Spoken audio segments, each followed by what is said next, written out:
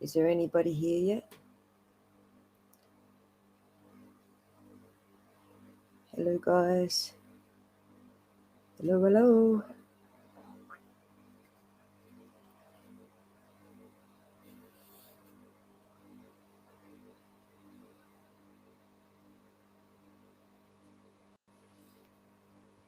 I don't have anyone in here just yet.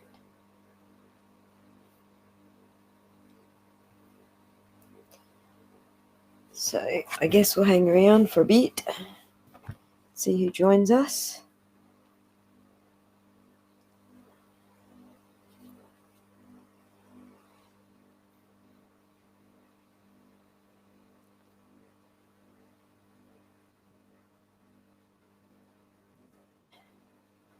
Now, I think Aroa is joining us, but she's on her TV, so she's not typing. Hello, Bumblebee and Pansy. You finally did catch one. I finally did one special for you guys. Hello, Aroa. And I booked this one. It's actually 3 o'clock in the morning here, but I booked this one special for you guys.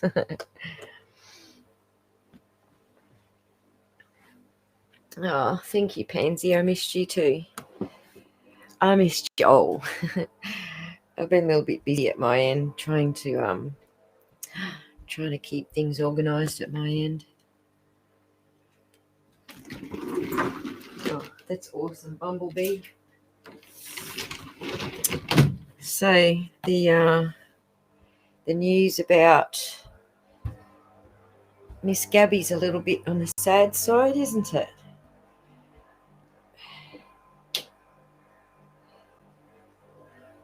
It's 5 a.m. Wow, that's early. I thought it was early here. Oh, you're welcome, Bumblebee. We actually got an appointment with Kraken Cases in your evening time, so I'm going to stay awake from that. Sorry. Which is a while away yet, but I think it's going to be like about 8 p.m. your time or something like that. Yeah, you can probably all hear my air conditioning. Well, you better get some coffee into your Aurora. Let me take this thing off. Whoa. It's 14 degrees here.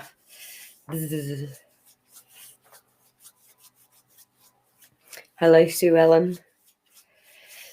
Thanks for talking politics a little before. 9 p.m. in France. In Paris, obviously. Paris. I don't remember much French from school, to be honest. I should remember a lot more French from school than I do, since we did it for so long, but nah, it all fell out of my head.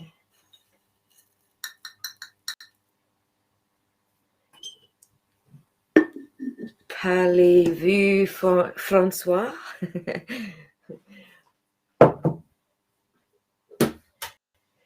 That's French. That's French with an Aussie accent. Oui, Paris, Montmartre. I can't say that. Next to the White Bubble Church. Oh, okay, you're saying a place. Oui, Paris.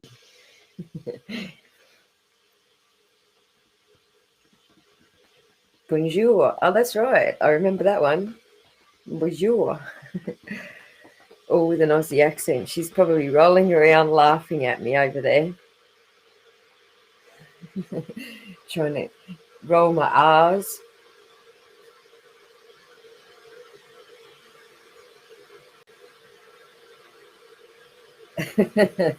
Chilly on the willy this morning. Yes, it's a bit chilly on the willy this morning here. It's I don't know, it's 13 degrees inside and I've had the heater on, so that's Celsius, by the way. So if I add 5, that's 63 63 or 60, 63 Fahrenheit, I think that is. So yeah, boo, chilly.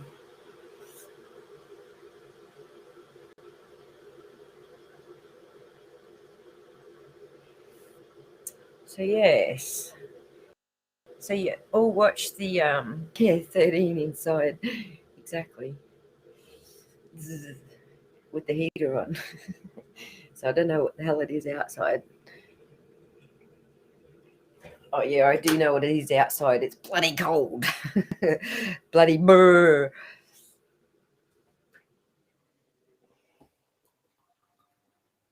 Anyway, I'm making a brew and then I will jump onto my day bed and pull a blanket over me.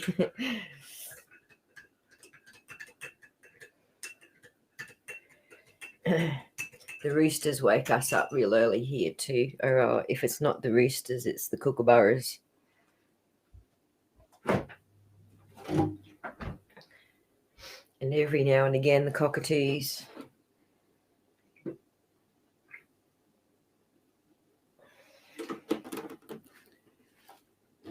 A cup of joe. Yes, I got myself a cup of joe too. So, did we all watch the Rosie Bly part 2 and my little boo-boo fixeroonie?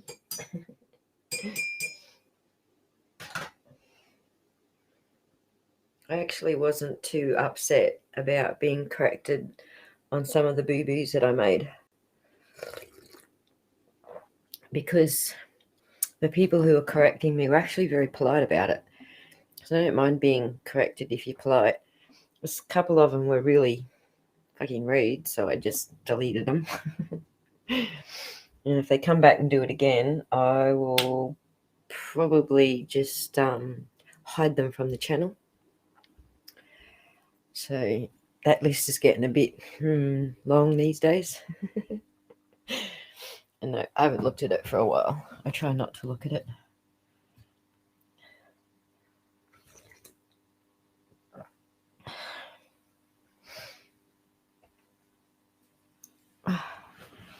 Are you guys there? Everyone went quiet. Quiet.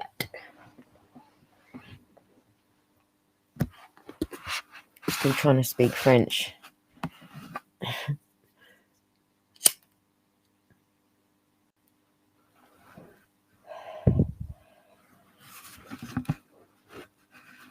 $80 there, Pansy.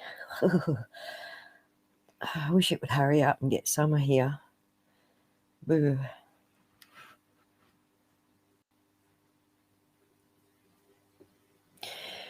I don't know who these people are. They're just, I don't know. They're the trolls that live under the bridge. They're the trolls that live under Rosie's bridge on Facebook. And apparently you're supposed to, like, before you cross the bridge, you're supposed to, like, yell out, "Hello, Mr. Troll, am I allowed to cross the bridge?" French. That's funny. French people don't know how to speak French. Too complicated.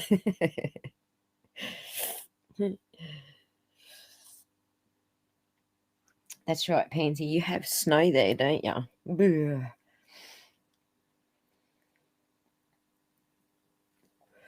Here's something that you will all find surprising. Hello, random squirrel. Thanks for coming. This is something you guys will find surprising. I've never seen snow. I don't know what snow looks like or feels like or nothing. It always seems like, ooh, too cold for me.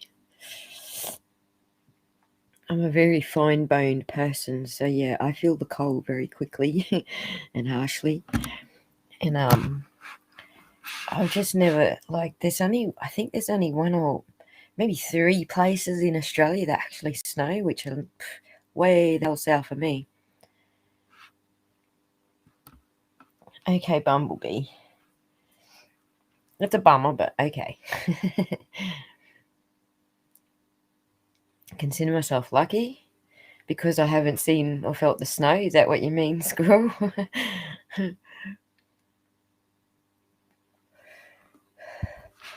I don't know. I kind of feel like I'm missing out on something, really.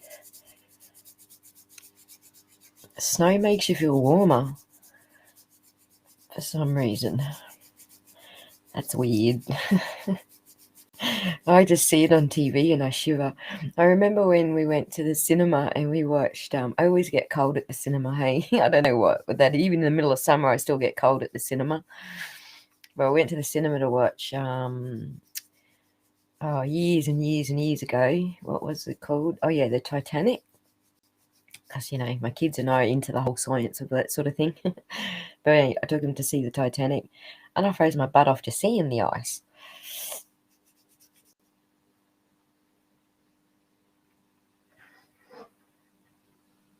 It's overrated, you reckon?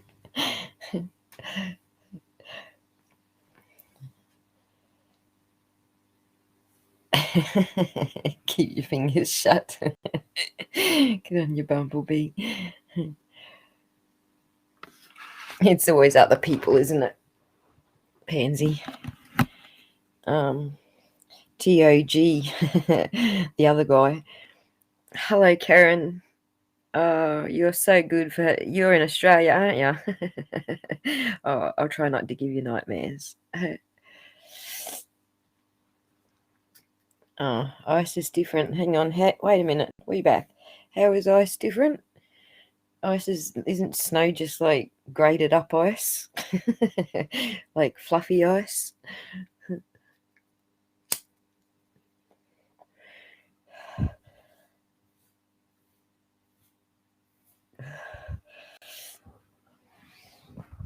Okay, I need to rearrange my day bed for some cushions.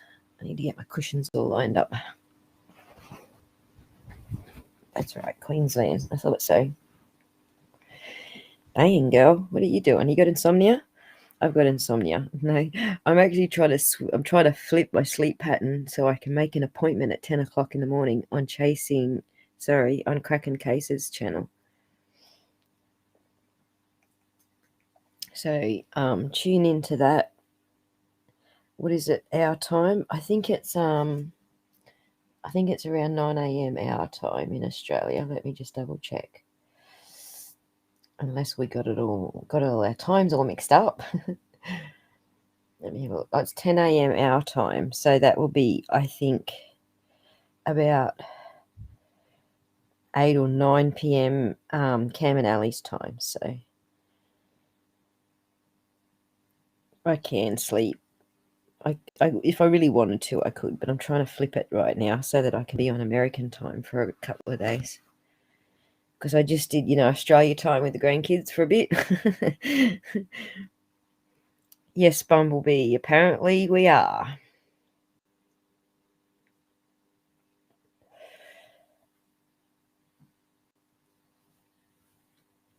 Yes, it is quite the middle of the day in America.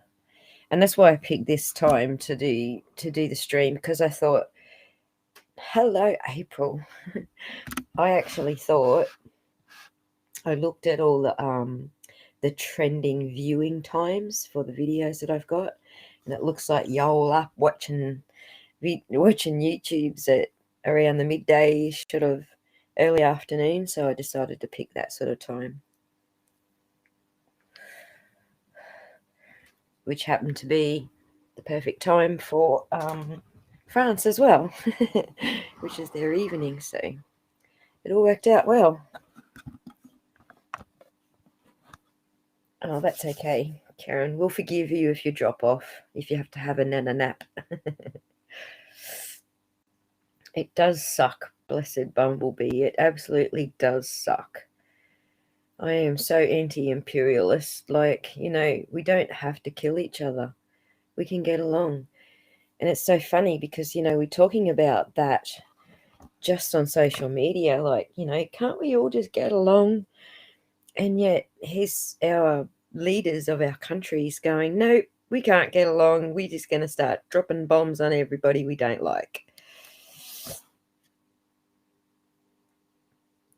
So, yeah, they're not really setting the example, are they? But you guys all knew in America, I think you guys all knew that that was the whole point of making your elections so like upside freaking down, right? You knew that, didn't you? Making you all hate each other so that you can go to war. That's why you got pulled out of Afghanistan, all that sort of stuff, so that you can, start going to war with the Chinese and the Russians. What's happening with Rosebud? We just did part 2, Karen. Have you watched it? We just did part 2, and then I got corrected on a couple of things, and it turns out I actually did get a couple of things wrong, so I was happy to admit that. No narcissism over here. It's the governments that sit down and eat together. That's exactly right, Bumblebee. None of us want to fight either. We don't get asked. So I think what it is right now is that government is going to get our government to start this battle, and then they're going to go, oh, we've got to be the heroes. Okay. Da-da-da-da. Here comes Uncle Sam. Russia's going to fuck everyone up, mate. I actually like the Russians. I think the Russians they have a great sense of humor. That's what I like about the Russians. I don't know about their government. Like, I think all governments are dirty, but I actually like the Russian people. They're very funny people. And play with their big toys. Exactly, Bumblebee. Does anybody remember George Carlin talking about their big toys? How they're all like shaped like big penises? There's a reason they're all shaped like big penises.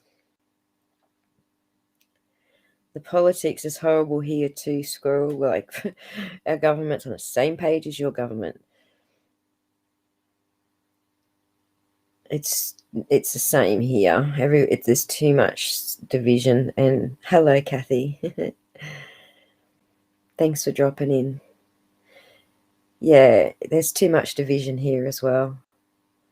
We have been, I don't know about designed to hate each other, but that's absolutely what's going on with politics, isn't it? It's very divisive.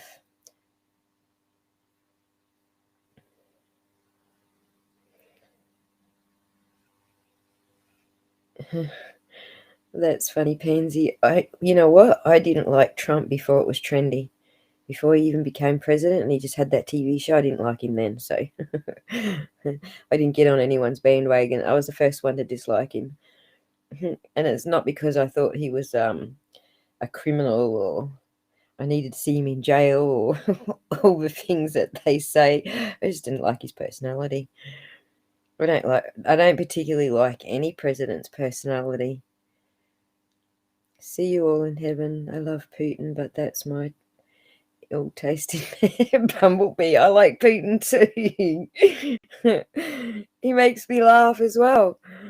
He's got such a good sense of humor. Like, given the flacky cops from the West, he's still very statesman-like. He keeps his composure, but he has a good sense of humor at the same time. I'm glad you did catch the live, Kathy. Like, you must have insomnia too. I'm pretty sure you're in Australia as well, aren't you? I think he's losing his mind, but I can't talk politics. Who do you think's losing his mind? Trump. He probably is now. I don't think you come out the other side of a regime change CIA operation like completely sane. That's basically what happened, isn't it? CIA did their normal regime change that they do in other countries right there on home soil to get rid of him.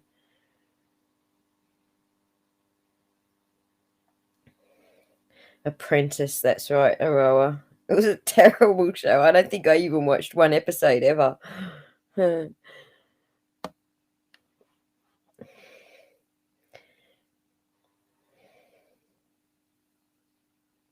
On that bear, yeah, right? I'm pretty sure that was photoshopped. I don't think he was really on a bear, but yeah. He's a cool dude. I actually recorded for my channel. I recorded a little bit of people were saying in my comments, like, the female version of Mikey O, only with the Aussie accent. Well, I kind of got that side to me sometimes. And I wrote something about Russia back when, because I was really upset about Julian Assange, obviously, because he's an Australian citizen. So I wrote an article about, like, why are we pointing fingers at Russia when we're just as bad, sort of thing. And I recorded it, and then I talked with some Australians, and I was like, should I actually publish this? And they were like, maybe not. So maybe you guys can tell me whether I should publish it or not. But it is actually pretty funny. Like, I used a lot of Aussie slang in it just to add that bit of, Aussie humour to it.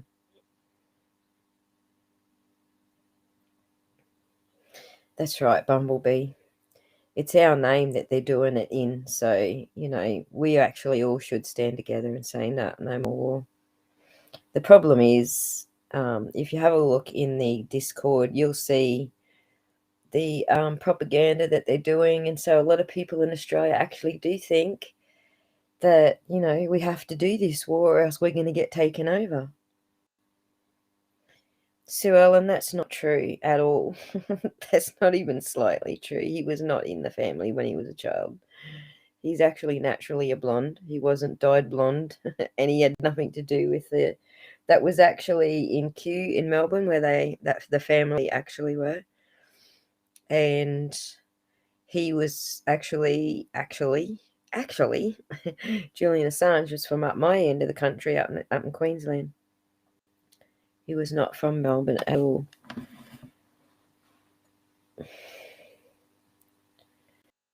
An AA meeting. Well,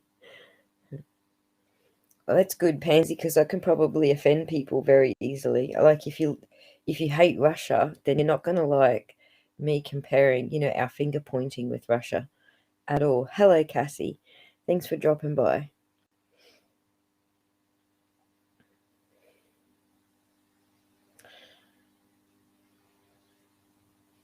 You reckon I should do it?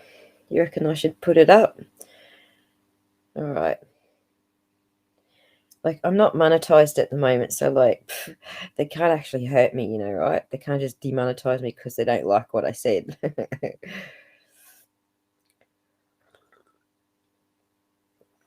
Wildflower is probably in bed, I would say. And she'll probably miss the live because, after bed, she's got to take the kid to school and blah, blah, blah. So this is a special stream for the Americans who keep missing our live streams because I'm doing them Australian time. So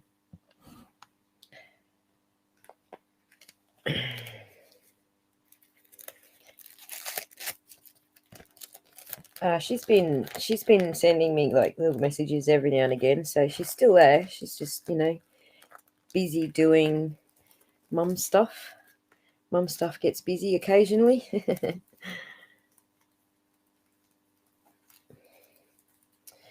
Thank you, Cassio. Thank you so much. I do not watch the news either. I can't. All right, I'll tell her that you'll said hi. You can always do an @wildflower on the Discord and tell her that way. I don't watch the news. Like, I turned it on just for a glimpse, like today, for the first time in a long time. And I got two choices on the news today for Australia. I got Less Dis China or watching the CMFEU, is that what they're called? Watching the union protesters bash each other, or rather the cops bash them, or bash each other, or whatever you call it.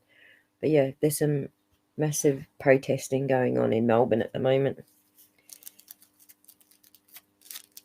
Unions are having a big poo over something. I actually have no idea what they're having a poo over because all their messages are so mixed. This is what's been happening with protests lately. the messages are just so mixed. We're not entirely sure what people are protesting. Some are protesting about the vaccines, and some are protesting about the construction industry because they're not getting their smoko breaks. Some are upset about the lockdown. Some just don't like Dan Andrews. Like, it's a big modge podge.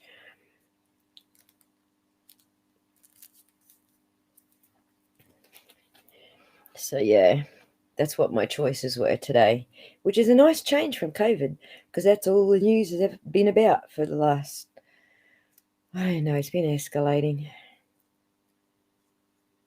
Yeah, same here, Pansy. I'll tell you what was good, but when the George Floyd protests broke out here in Australia, because we have a terrible record of mistreating Indigenous people here as well. So when the George Floyd protests broke out here, it was quite funny because both the lefts and the rights all came out together for their own reasons. Some of them were protesting the COVID and the upcoming vaccines, and it was just a whole big modge podge. That it's actually, Australians don't realise it, but they're coming together. Then it may not be on the same issues, but they're going out to protest together, and they're doing it together, and they're not trying to kill each other. So it's amazing.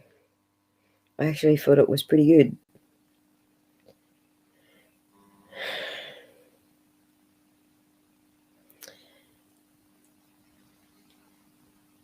Oh, really? There you go. Wow. That's a sign from above, isn't it, Pansy?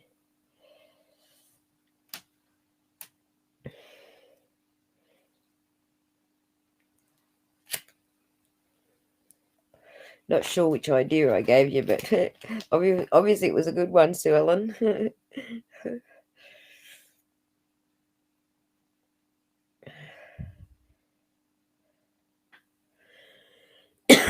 In the car, real fast. In the car. Excuse me, in the car is how you spell it. I would have thought that was an Iki, but in the car. In the car.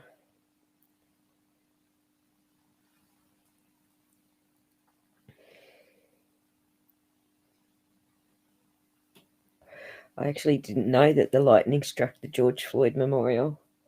Oh, mural, sorry. I didn't know that at all. Yeah, it is crazy. I'm going to have to, go on YouTube that. Did anyone catch it? Did anyone actually film it? There's always someone filming something.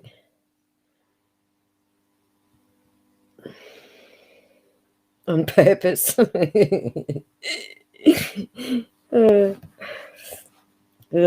Would have took a lot of praying to get God to do that, Pansy.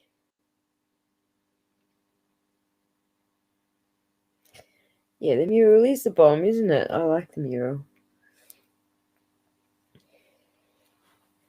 But yeah, they must have used, I don't know, like lead paint.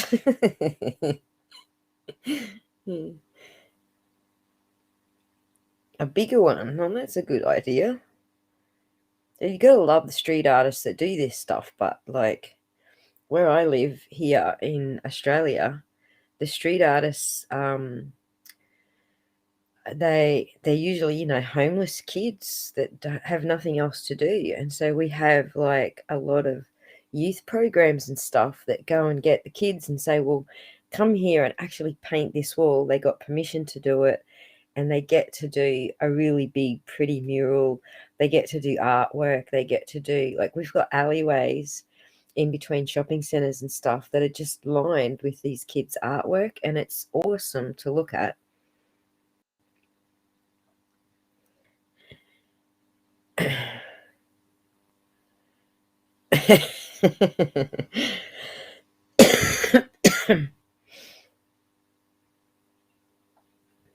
It was called on the weather thingies. There you go. Awesome. All right. We've been half an hour talking about nothing. Everything, a bit of everything. That's all right. You can cuss. I'm going to cuss. The girl I went to primary school with was disabled and we would help them. And one day she was saying in the car, thought she was saying my name. Teacher said, no, she's not.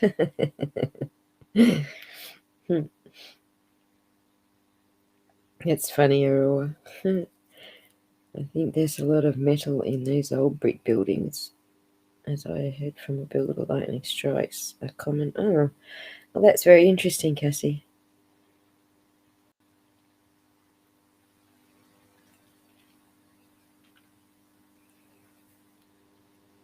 No, there's nothing wrong with potty mouth. I even say the C word sometimes. I think I have dropped Cam and Ali's jaw a couple of times saying the C word.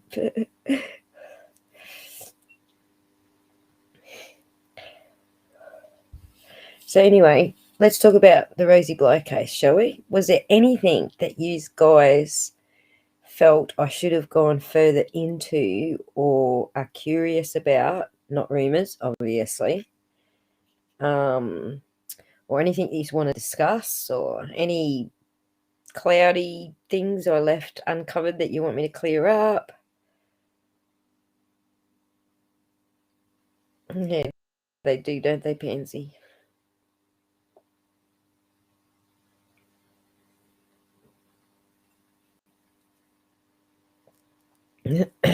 That's funny, Aroa.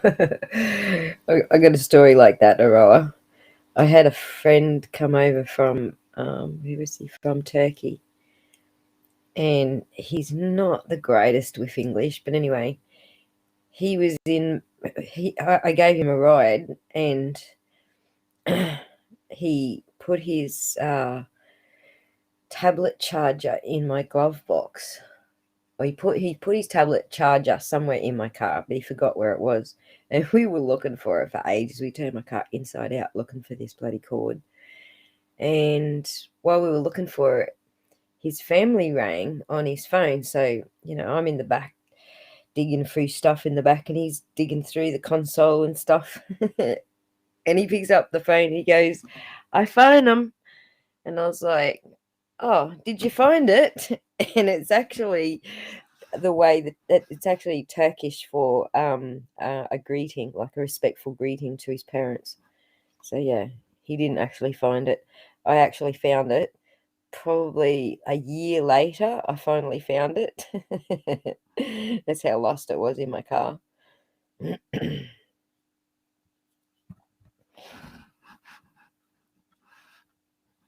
Oh, thank you, Pansy.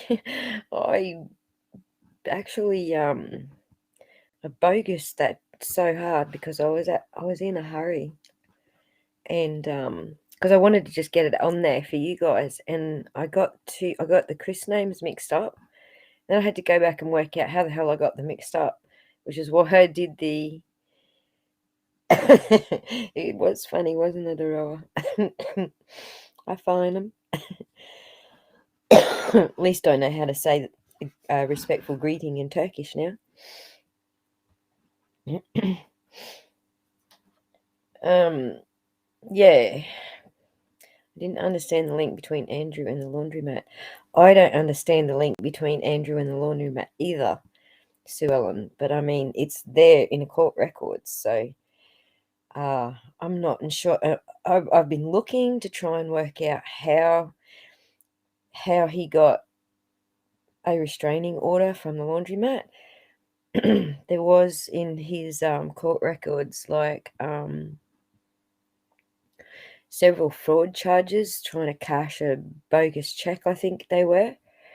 And I was wondering if maybe he tried to do that at the laundromat, but like in Australia, there's no person at the laundromat. The laundromat's just like there, it's open, and there's like a coin machine. You punch in notes and it spits out coins. There's actually no person there. So I don't know if that's the case in America. I don't know what a laundromat is like in America, but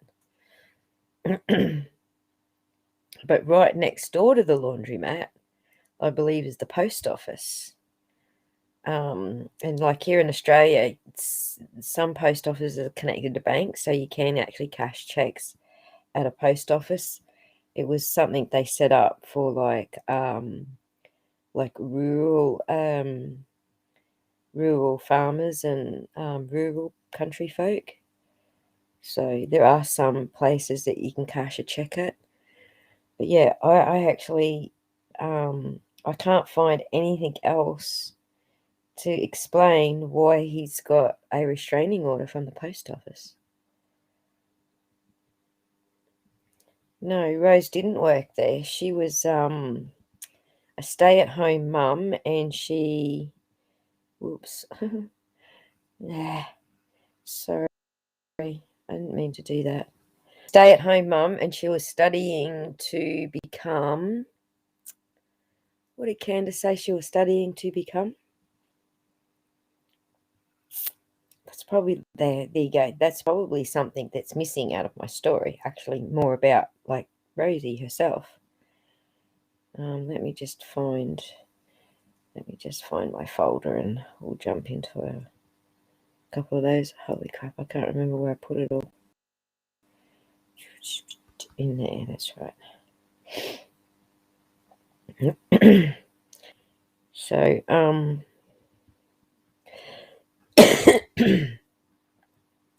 excuse me. Rosie was studying.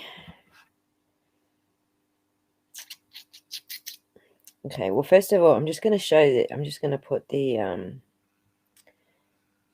little map on here to show you.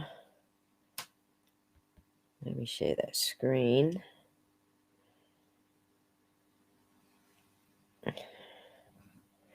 So you can have a look at the screen, at the map, so you can see the location of stuff.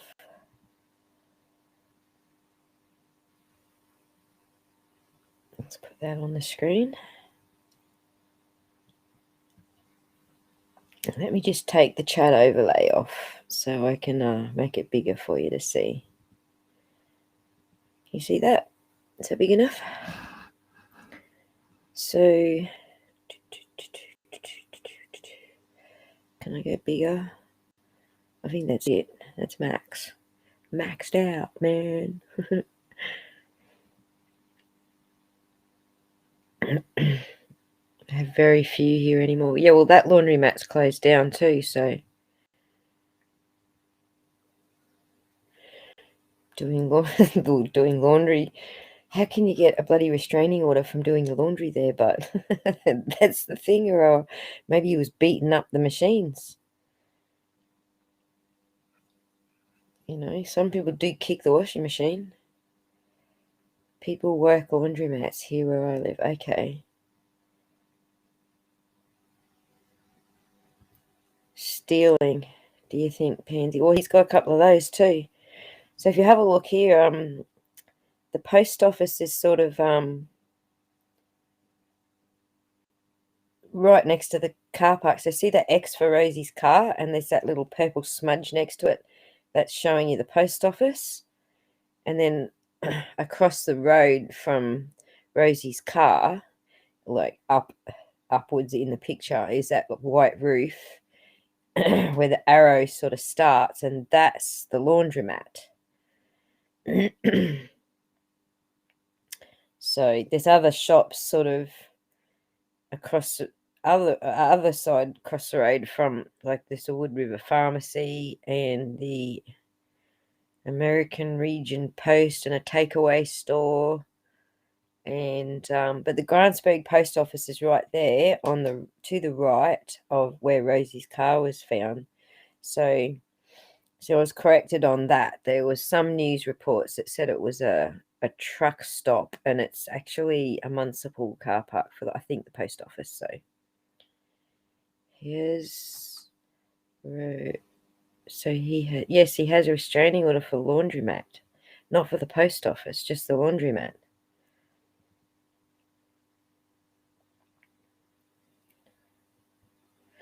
It could have been a fight that happened there with Candace, but from what I understand, she's never worked there. She's never had a job. she worked with the circus, I think, for a little while. That's it, according to her records. So, but that was long. That was way years before she even met Andrew, when she was working for the circus. That's why I find that's very funny that happens to come up in the story, because the time frame is just not even closely related. But then I was watching Chasing Truth last night. I think it was last night. It was probably yesterday morning. I was watching Chasing Truth, and some of the things people were saying, I'm like, God, no wonder there's so much bloody rubbish that gets around. Like, someone was saying to Chasing Truth, oh, I can get your net worth from Wikipedia. I was like, how the hell would Chasing Truth be listed on bloody Wikipedia, for Pete's sake? No, Candace's mum didn't work there either. She worked, she had to actually go past that car park. So she had to drive down West Olsen Drive to get home from her work. So, but she didn't work like there at the laundromat. So,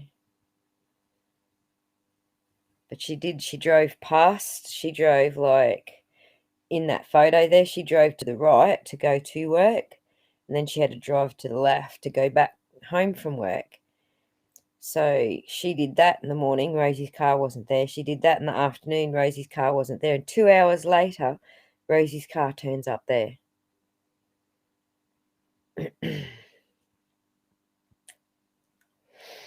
Well, that's right, Aroa. It's not a reliable source of information, but even funnier is, why would Chasing Truth be on there? Why would anybody go there to put her on Wikipedia?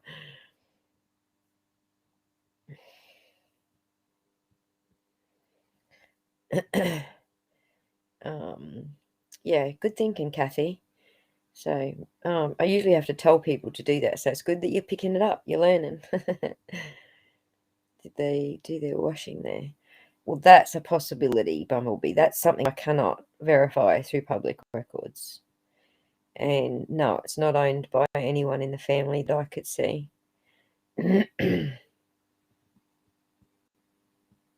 Exactly, Pansy. Why? What does income have to do with anything? See, like, first of all, what does the YouTuber, the creators' income, have to do with the stories that they're reporting on, for starters? But the question that the reason that came up in Chasing Truth's live was about Brian, Gabby's fiance, his parents' income, and I was like, well, that has nothing to do with why he murdered her either. But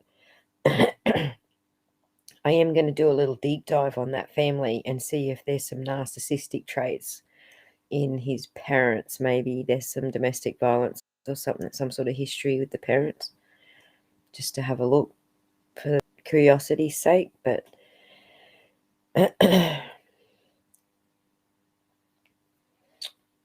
she's hilarious, Kathy. She makes me giggle myself to sleep.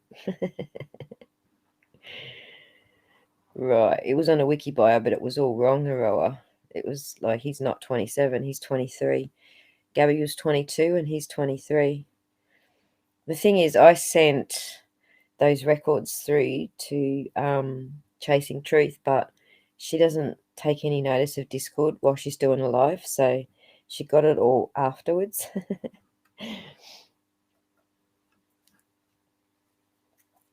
So I have to put some more ointment on my finger. I woke up with a gammy finger today.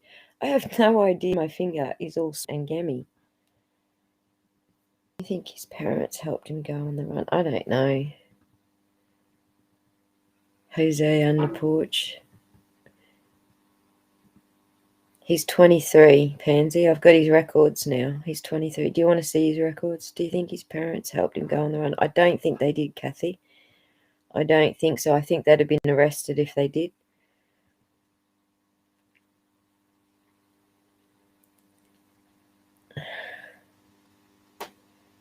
Possibly schizophrenia, right. Yeah, I don't know about high-functioning autism, Cassie.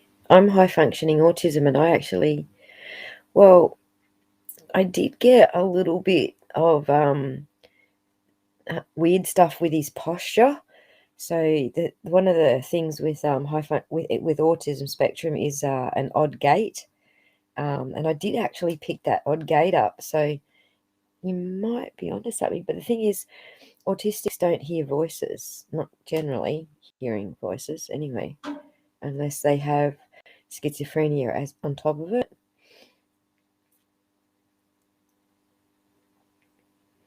I'm not getting the joke about Jose stuck under the porch. Was that something that was said in Chasing Truth's thing? Because she puts me to sleep. Like, I love her, and I laugh myself to sleep. But because they're so long, I actually do go to sleep before they're finished, so I might have missed some.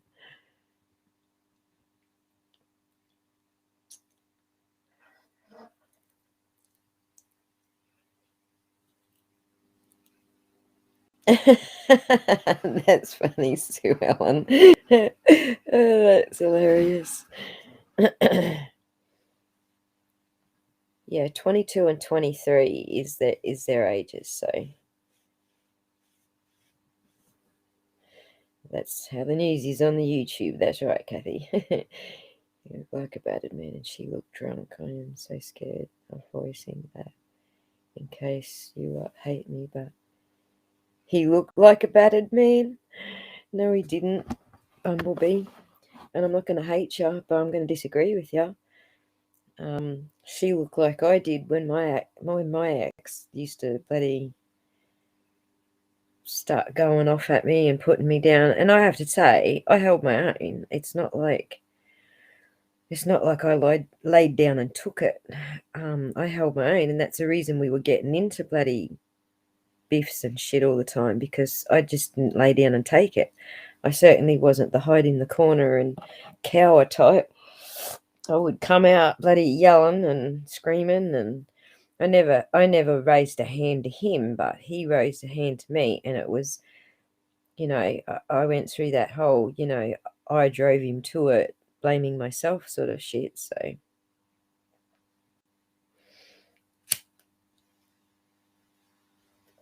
it wasn't until I actually didn't realize when I was in it that we had a toxic relationship.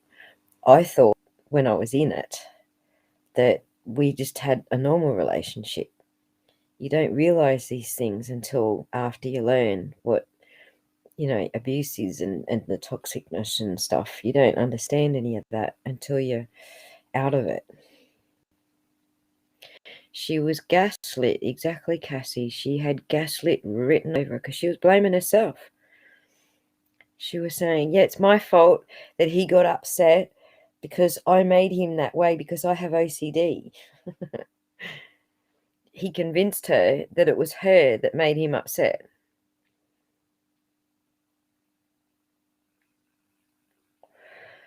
Oh, Chasing Truth has no shit. That's why she hid Jose under a porch. Okay, I missed that bit, Sue Ellen. I must have fallen asleep before it ended, like long before the end.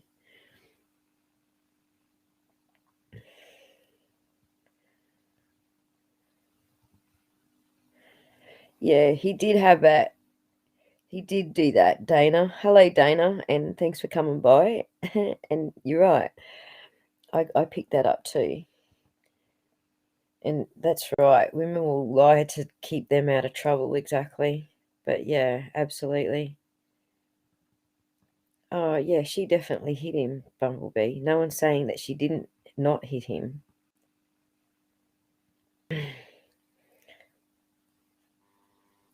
But yeah.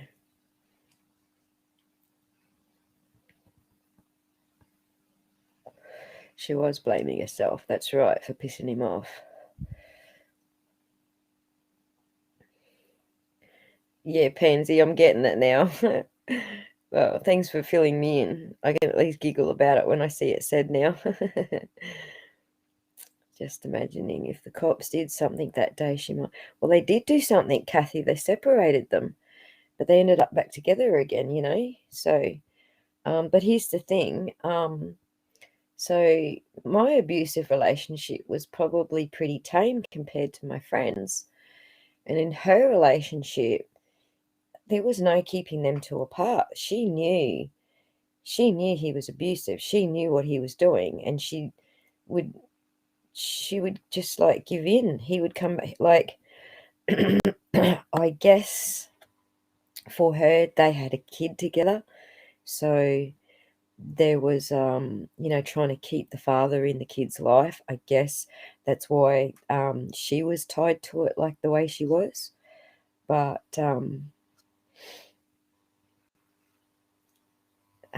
yeah, she just like she would just go back for more. She still does to this day. Like I'm talking 25, or what would it be? Be 30 years now she's been doing it. She's still going back for more. He still comes around and flogs her when he feels like it. Yeah, Pansy, I thought she was given as good as she was taken. She was given it right back to him. But then when I heard the 911 call, I was thinking, she might have actually been defending herself. He might have actually had scratches and shit because she was trying to defend herself.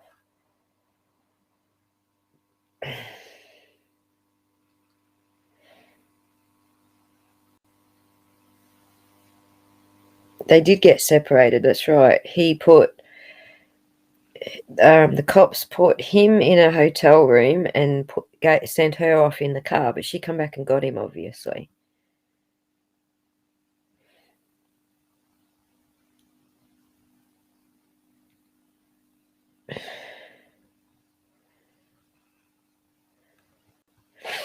Yeah, the friend's interview and the 911 call probably, well, the 911 call was definitely a clincher because a witness said that they saw him not just hit her, but chasing her down the freaking street.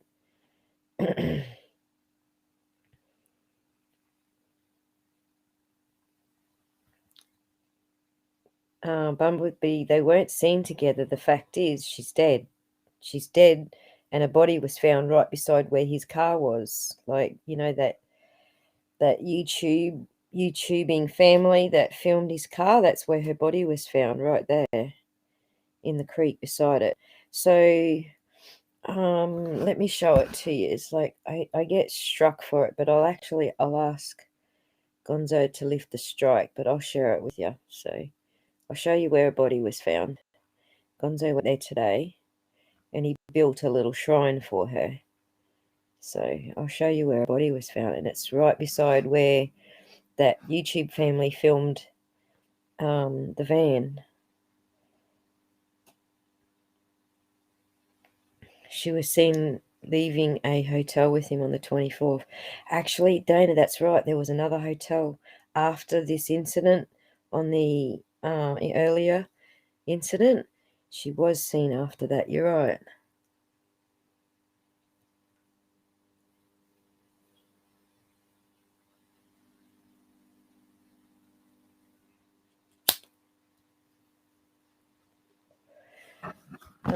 That's sad, Bumblebee. Hey, but I will tell you, Bumblebee, there is a case I am following where he is the one who was abused. You and I talked about that briefly. I'm actually going to bring it up now because we did actually do. It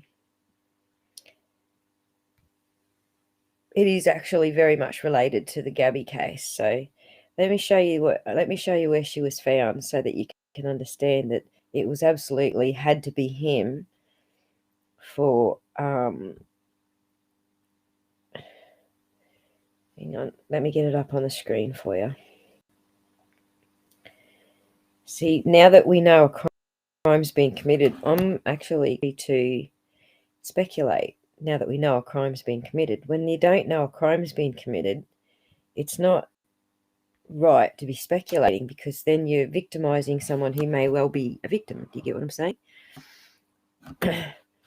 So, and family members and boyfriends and whatnot are generals. So,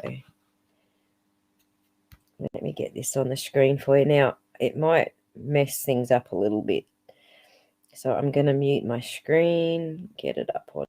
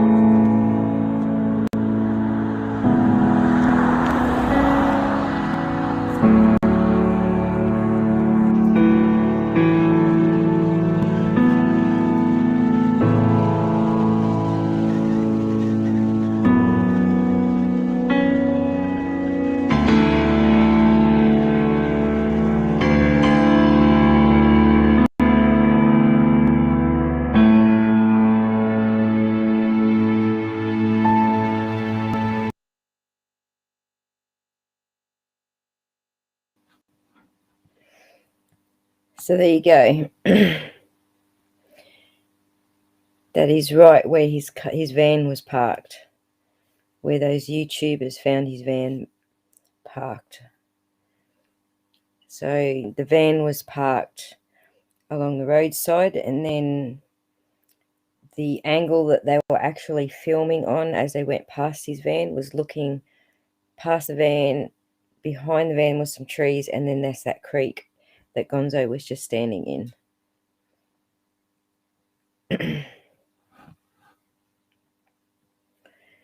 So I think it's pretty apparent that she was there with him.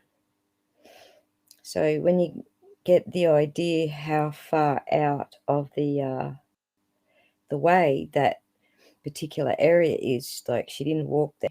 She didn't go there looking for him and like somehow died looking for him. She was right there beside that van.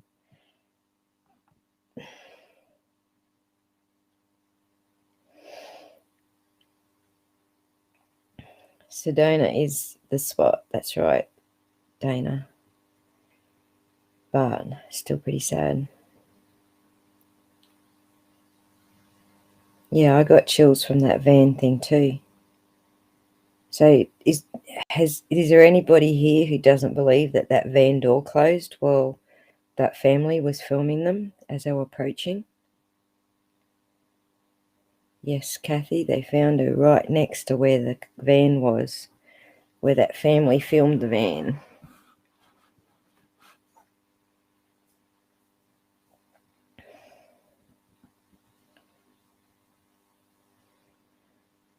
Is there anyone that doesn't believe that that van door was closing when...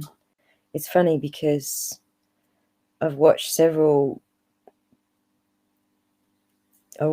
people go through it and that footage, and they've all gone like full high quality as they can on that footage, because the original uploader did it in full high quality, I think 4K quality, and everyone's come to the same conclusion that the van door was definitely open. It closed as it got closer. That's right, Cassie.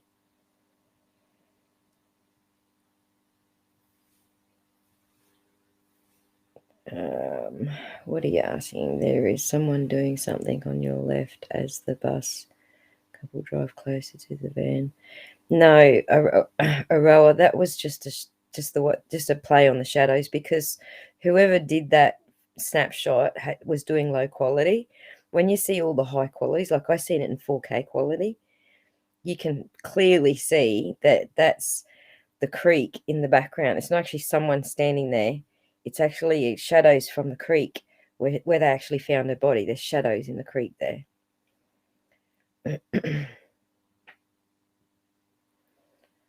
Hello, Laura. Thank you. It was 200 yards from where the van was parked, right? It totally did look like it closed, Dana. It did. When you get the 4K quality video up, it's clear as day. Like, I couldn't see the thongs. Sorry, you don't call them thongs, you call them flip-flops. I couldn't see the flip-flops in the first round of videos that went round, but when I found the 4K video, I could see the flip-flops clear as day. I agree, Kathy. It certainly looked like it to me. Can you let me know? It was my understanding that Brian is not related to the couple's death in Moab. Can you confirm this for me, Aussie, or anyone? Well, I can confirm that the police don't believe that it's and we've got FBI and a whole bunch of different departments involved at the moment in both cases, and they don't believe that it's related. So I can confirm that much for you. On the 26th, you reckon, Dana? She was last seen at a store on the 25th or the 26th, and then Brian was seen in a bar alone and hitchhiking the 27th. Well, Dana, I believe the day that family drove past and filmed him, I think she was killed that day, because that's where he was ditching her body. I believe they went there to camp. They had a fight there. Just my theory. I don't have anything to back it up, but just my theory. They were there, that this family caught them, like filmed them there, that they were having a fight, and that's where he dumped a body. So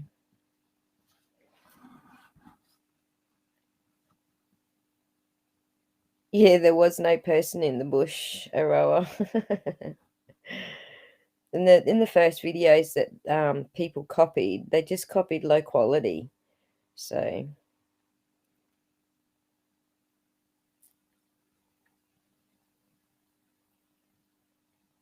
I'm not sure which tree you're talking about, Sue Ellen, because she wasn't found near a tree. She was found out in the creek under some rocks, I think.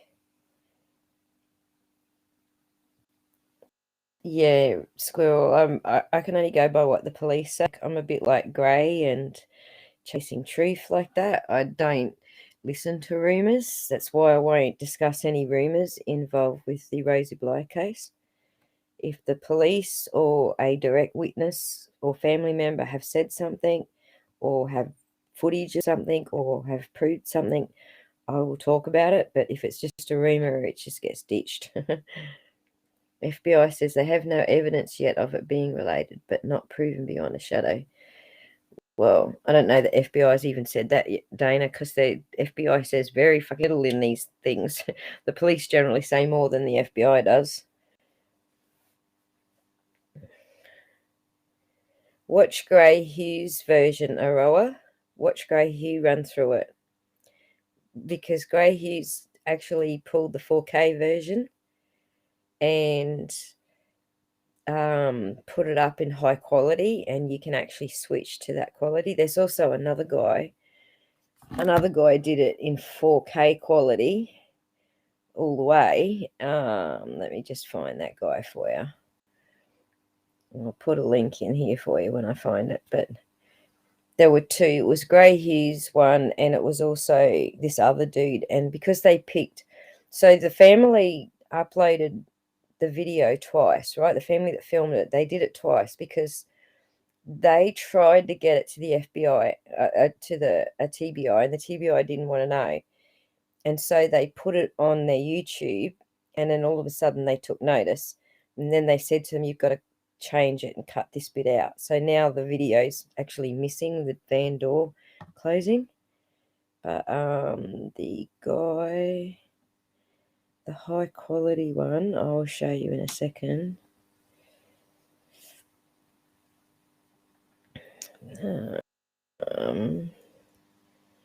Just give me a second. I'll stick the link in there and you can go and have a look at it later, because it's very, very high. You can see everything so clearly in that high quality. So it was Red, White and Bethune were the family that filmed it. But they've had to actually cut that part out where they were approaching and the van door closed. The FBI actually ordered them to cut it out. Now, let me just go. I forget how long ago it was that I was looking at it. I'm scrolling. I mean, Grey Hughes did actually do a very good job of it, but this other guy has actually gone into it just a little bit further than, here we go, this guy here. NIRV Gorilla. I'll give you the link. Gray is exceptionally smart. And it's because he doesn't follow stupid rumors. He uses basic logic and doesn't follow rumors. He doesn't use Wikipedia to find out information. That he actually can get to the bottom of things very quickly.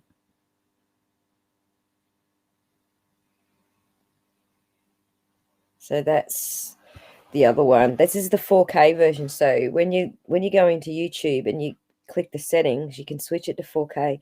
When you get up to 4K, you probably need a laptop. I don't know that too many phones do 4K, but probably need a laptop or a computer. Let me just scroll back here. She was found. You heard she was found next to a tree. No, she was found in the creek. There's no trees there. So I just showed you where she was found.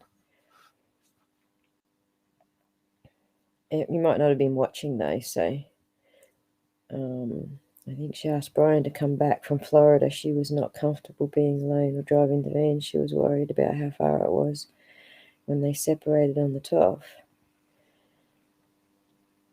One of the videos made about the door closing said it was possibly Gabby in the van.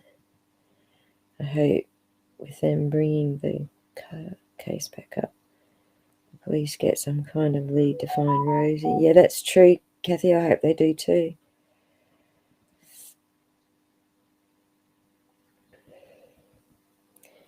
Okay, I'm going to show you something else when we're here, when we get to it. Now, this is for those of you who want to have another look at where her body was found. This is compare where the van is to Gonzo's video. Hello, Matt. Thanks for joining us. So compare those two videos. Go to the 4K version, watch the drive past of the red, the blue and red Bethune family. Watch that and then come back to Gonzo's and watch, because Gonzo actually starts his video where the van is parked and he walks out to where the body was found. So you understand the distance and that there was no trees. It was out in the creek bed, out in that rocky area. Now, what was the other question that was... What was the other thing that was said there? I was going to... Oh, here's something. Did you all know that Gabby doesn't own the van? The van was registered in her name, but she doesn't own the van. Did you all know that? It's not her van.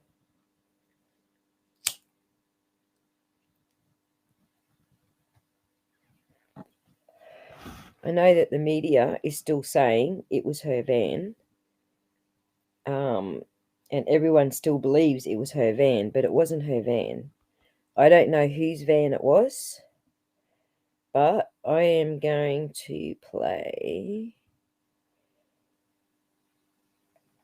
a video.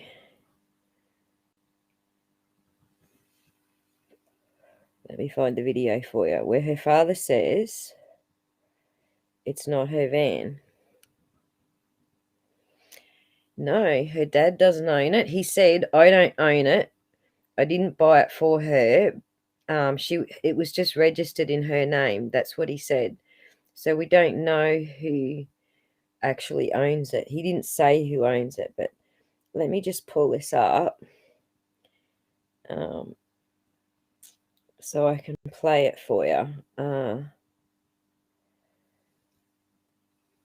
It's actually her stepfather that says it. And what a tough spot. And you've got to beg. You've got to beg. Let me just find it for you.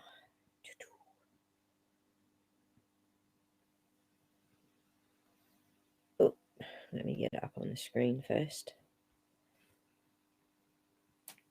No, not her family, his family, Kathy. I reckon it's his family.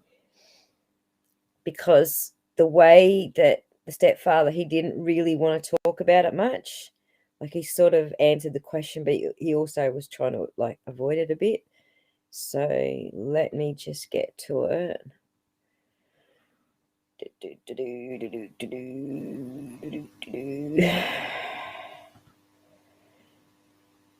Let me just find the spot for you where he says it.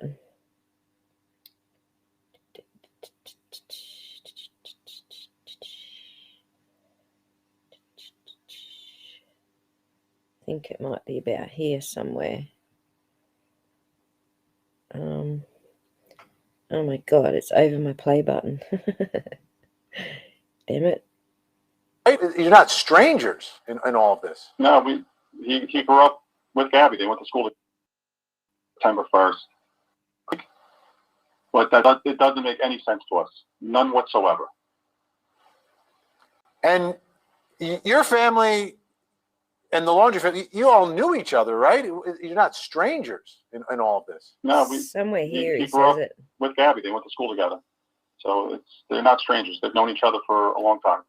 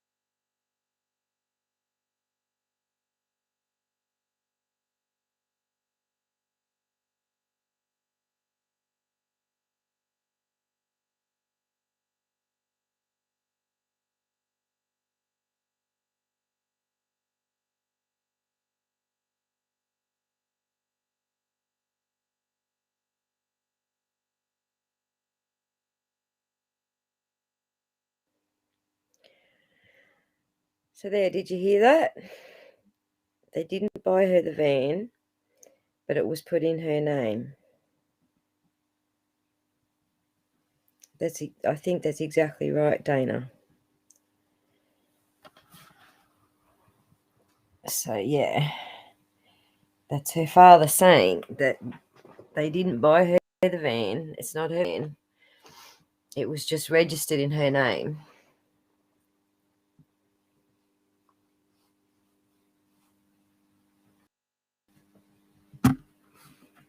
Which people are you talking about, Sue Ellen? I must have missed something because I was looking at the other.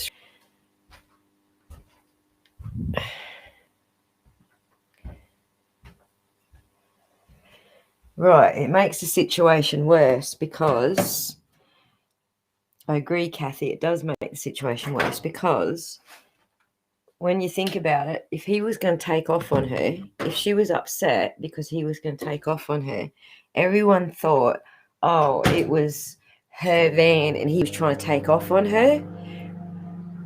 No, it was his van and he was trying to take off on her. So you understand the anxiety now that he was going to fuck off and leave her there because it was his van and he had every right to go if he wanted to. He could have just fucked off and left her there.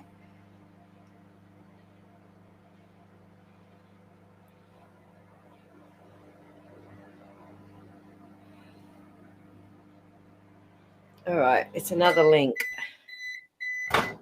It's another link. I'll chuck it in there for you. Well, you guys know where to find the link. It's over in Court TV. Get Gabby's stepfather. Look up Court TV and Gabby's stepfather. She was trapped, Sue Ellen. That's right. She was trapped in the middle of freaking nowhere. It wasn't her car. And that's my coffee. I just zapped it, but I didn't zap it enough. That was too short. I need to zap it again. If I can do it again. If it was because, like, if a married couple switched cars, he drove it most of the time. No, Laura, that was Gabby's father saying it wasn't her car. She just had her name on it. But they were in a de facto relationship. So technically, as far as the police are concerned, de facto relationship is very much the same as being married. So they wouldn't have put much weight on, who actually owned the van. It's only now that, everything has turned out the way it has that it's become a pertinent sort of part of the story. You get what I'm saying? Like, it wasn't a pertinent part of the story. If you're in a relationship, you both own a car, it's both your car. But it is right now because of the way the story has unfolded.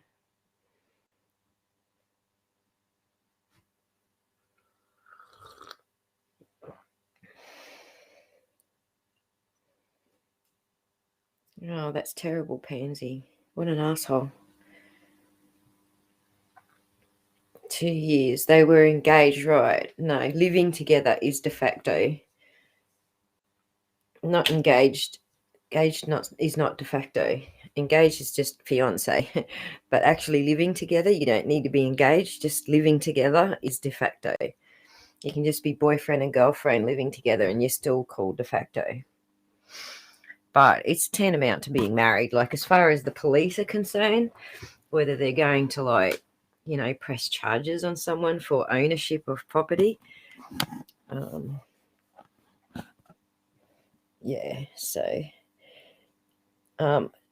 It's interesting that everybody's still, even the media is still saying Gabby's car, Gabby's van, Gabby's van, Gabby's van. They all know it's not Gabby's van. You want me to do some deep diving into his parents, Laura? I will. Do you want to do it now?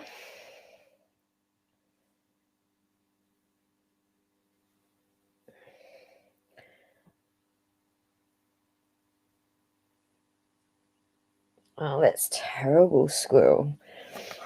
That's awful. But you know what? My partner always owned the cars. I didn't actually ever have a car until after we broke up. My first car was a Tirana. And I drove the family cars. I drove the whole time, but he always owned the cars. So yeah, I never felt like he was going to bugger off and leave me somewhere, but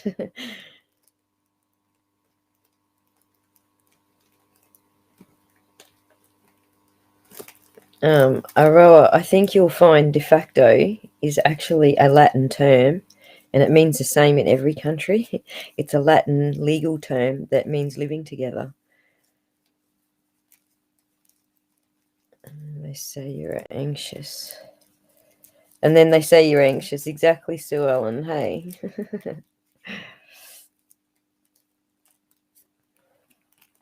Right, Pansy. I think that you could be right there too. I was certainly more dramatic when I was younger.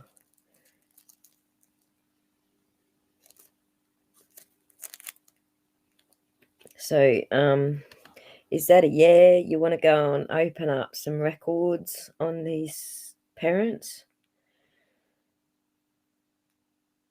You guys know I would not be inclined to victimize the parents, but I think we need to know a little bit more about the parents to work out where he is.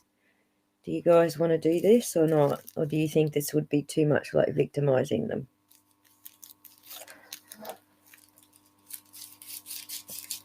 The new hysterical. That's right, Sue Ellen. It is a...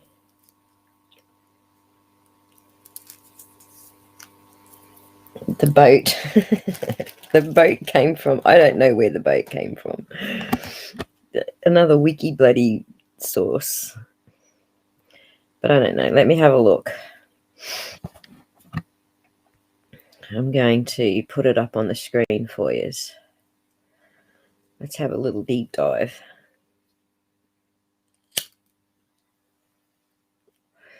Yeah, Pansy, I don't think it's victimizing them right now either because A, a crime happened. B, they got a note on his windscreen saying a crime happened. We don't know what the note says, but I'm assuming he's going to say, like, I'm guilty, I'm out of here, or something like that. They know something's gone down. And then they moved his car, like they tampered with evidence. So as far as I'm concerned, they're not victims anymore.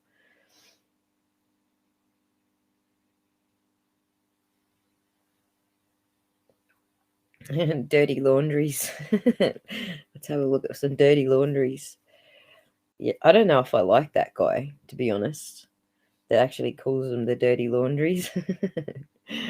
I don't know, he seems like a fat-headed bounty hunter to me. So let me share my screen. First thing I'm going to do is get all that stuff on the screen.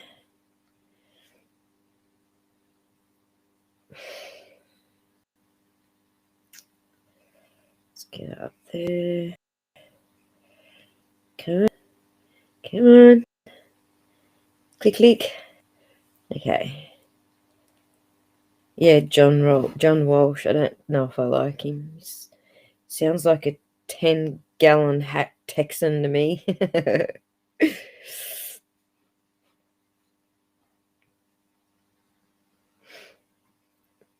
Yeah. So I get the sentiment. I understand where he's coming from. I just don't, I don't know. There's just something about him I'm not sure I like. There's something about him I don't know if I like it.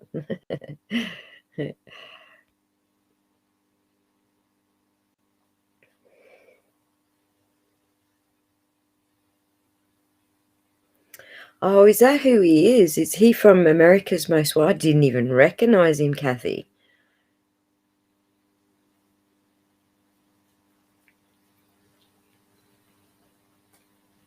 Well, that's different. Okay, I take it back. I actually do like John Walsh, if that's who he is. If he is the dude from America's Most Wanted, he just looks so different. Like, I didn't even recognize him. I must be. I'm not supposed to. That's right, Squirrel. I liked him. I mean, that's why I do like him. Like, I don't know what it was about, something about the way he talked when he was talking about the laundries, but I know he had a son who was killed, and I understand I understand why he's like came across with the type of passion he did now. Right. Yeah, he's a good guy. Absolutely. It was just something about the way he said things in that particular interview when he was talking about the laundry. I can't remember what it was specifically. But had I known this is the guy who's lost his kids, I would be going, oh, I get it. He's passionate because of that. Worse than Nancy Grace, right? He was. Okay. So let's go find relatives. So, first of all, age. You want to see his age?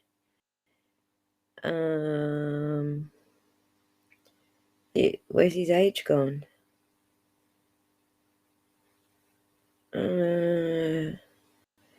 His age has disappeared. These records have been edited since I had them up yesterday, guys. This is interesting. Okay, his mama, Roberta Laundrie, I think.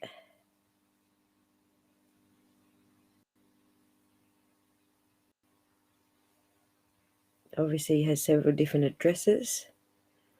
Christopher, I think that's his dada. Just give them their ages. So it looks like there's a sister. I don't want to dox her. I don't want to go through all of those. I think that's his mummy's dad. Oh. Come back. Come back. Okay, this is his mama. I'm clicking on her report. And it opened in a new window. God damn it.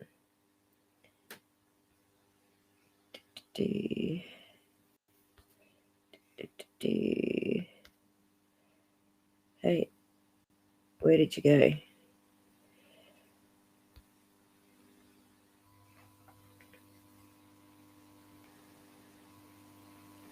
Show this window.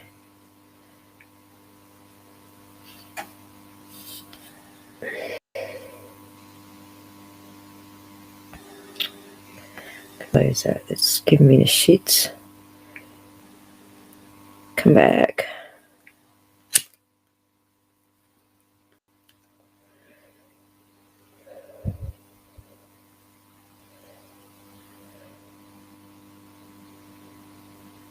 Oh, that's good to hear, Pansy. But now that I know who he is and why he was like so passionate about it, I can give him a little bit of leeway on that.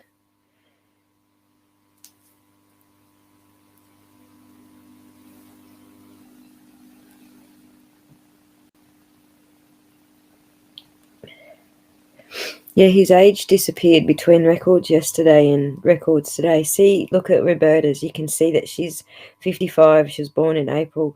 Right, so that information is missing off of Brian's records today, and I had them up yesterday.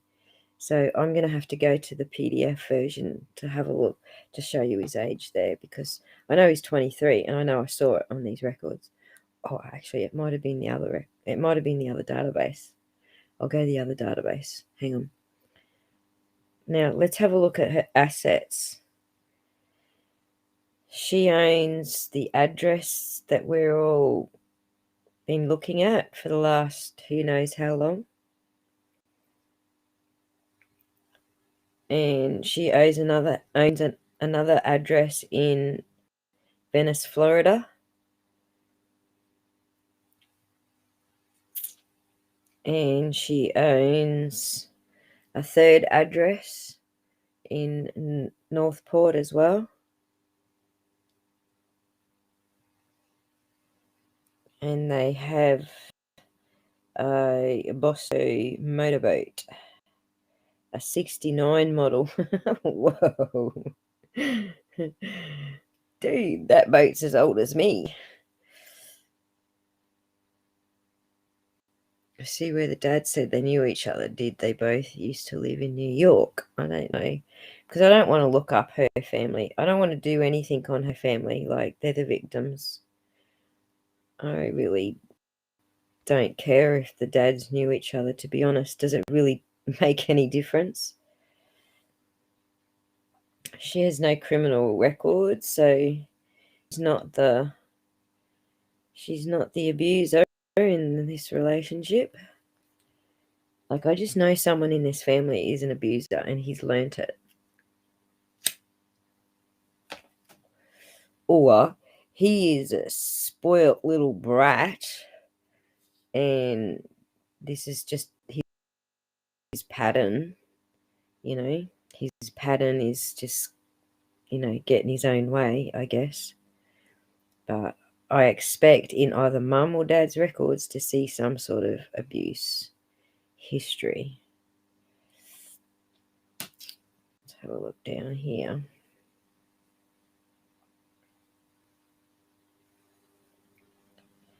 Vice President to Juicier Services, Inc. So this is what Chasing Truth was looking at last night, right? I don't know that they own it, but she's certainly vice president. And these go back to 2017. Like, this business probably doesn't exist anymore. 1990.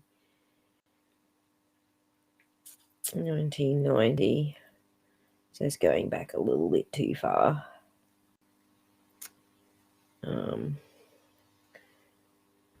So I want to go to this report. Check out the dad.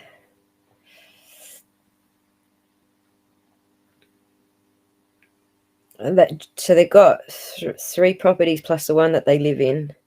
So they're well off. I wouldn't say they were rich, but they're certainly well off. Brian's family has money. They do. Do you need to pay for this website? It's incredible, all the info they give. Yes, it's each. I've got a couple of them, but they're around the $20 a month mark, sort of ish.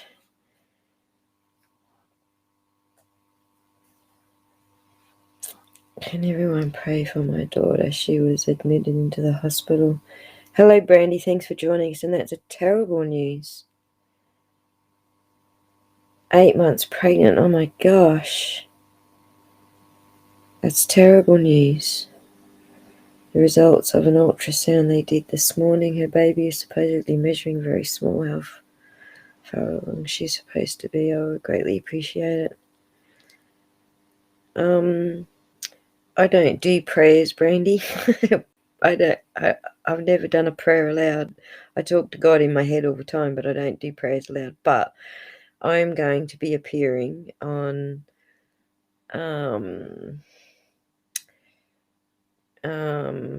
cracking cases later on in a couple of hours, like your evening. So I will make sure that they say a prayer for your daughter and your daughter's baby. I'm sure it helps when someone says a prayer that they actually know how to pray out loud. So I'll do that when I'm on channel with them.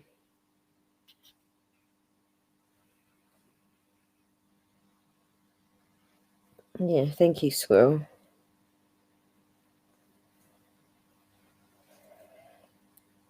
But certainly sending healing thoughts and things over your way, Brandy. It's terrible to hear.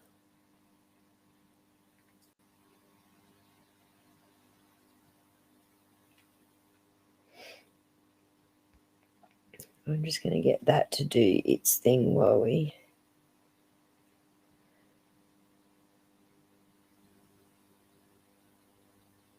No worries, Brandy. Certainly keep her in our thoughts. That must be very stressful for a mum.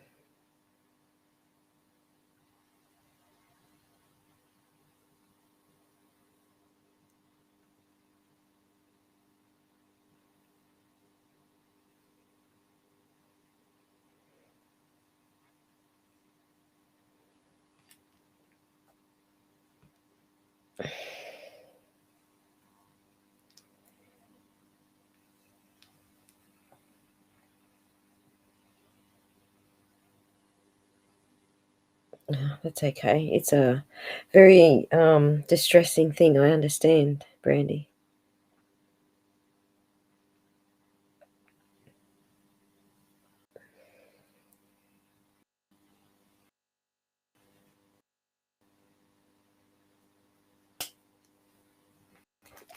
That's a good idea, Kathy. I'll try and remember. Yeah, I'll stick it in my notes.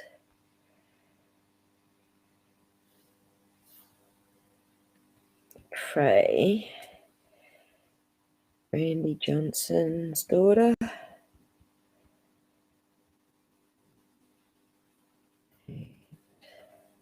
West Boys. There you go.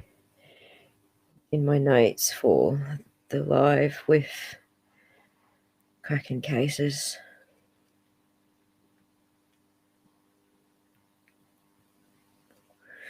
Gosh, that must be hard, Brandy, if you can't be there.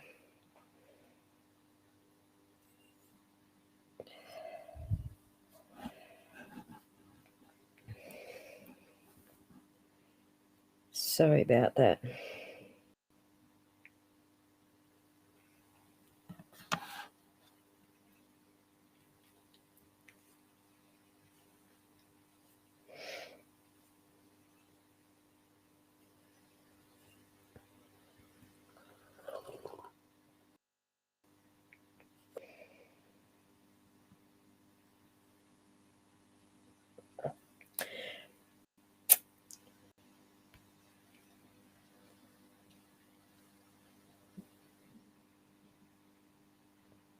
Oh, that's not lame. We're privileged then, aren't we, Brandy? We're not lame, are we? I know you didn't mean it that way. But that makes us privileged.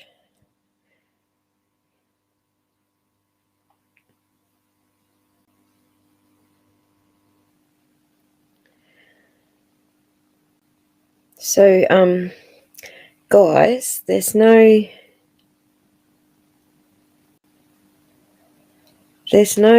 criminal records at all for like domestic violence or anything. These people got free boats.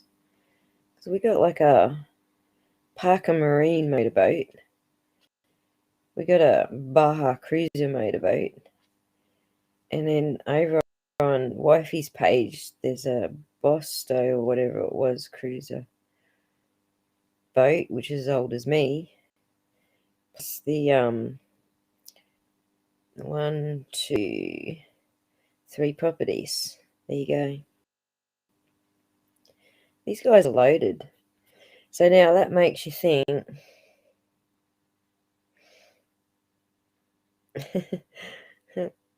Well, I'm glad you didn't. I know you didn't mean that, Brandy. It's good.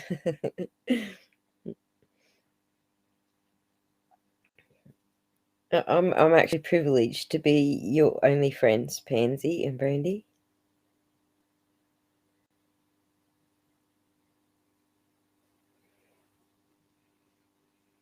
So, what do you guys think about them being loaded? What do you think being loaded? When I say loaded, like they're not paupers, okay? They're not poor people. They're not in the Wells income bracket.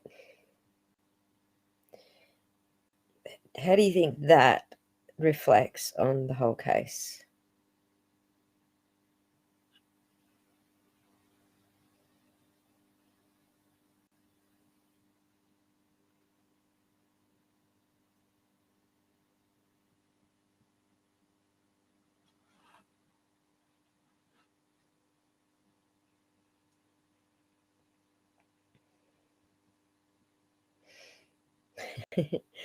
Yeah, you're talking about money, aren't you, Pansy? Because I was. I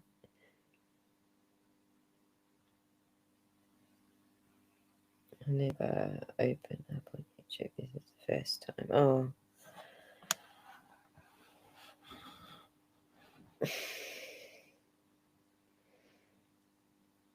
It's nice that you'll feel comfortable to actually say things like this, so I appreciate it.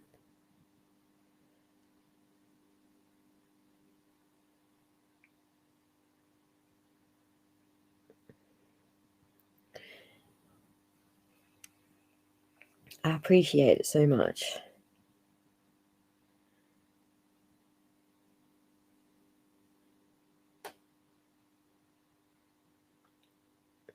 Since we're all confessing, I actually don't have any friends that aren't on the internet.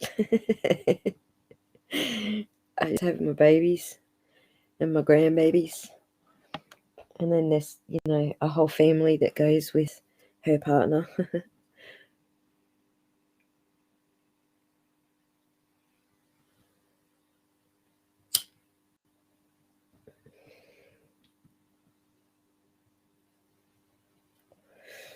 Well, I try to, so.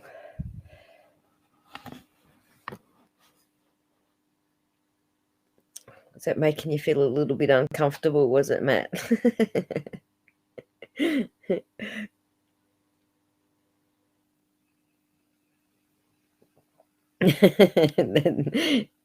That's funny, Sue Ellen.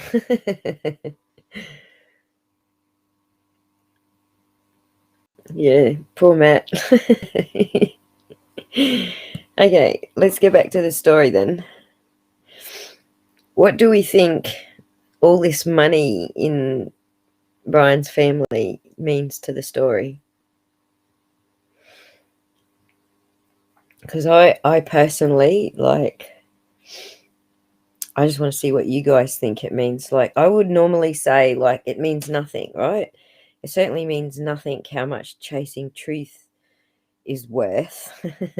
But what this family is worth actually does, I think it does actually have a bit of a bearing on this case.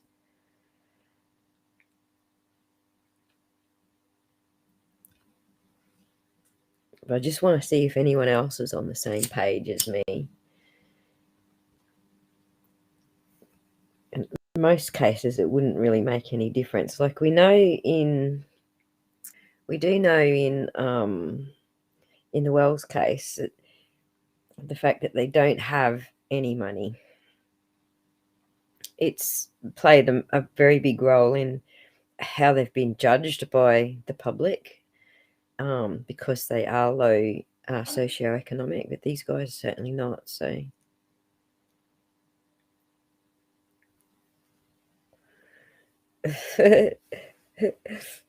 do you need some more estrogen, Matt?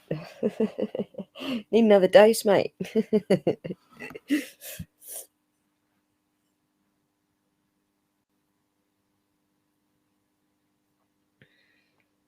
How do you think it changes things, Pansy?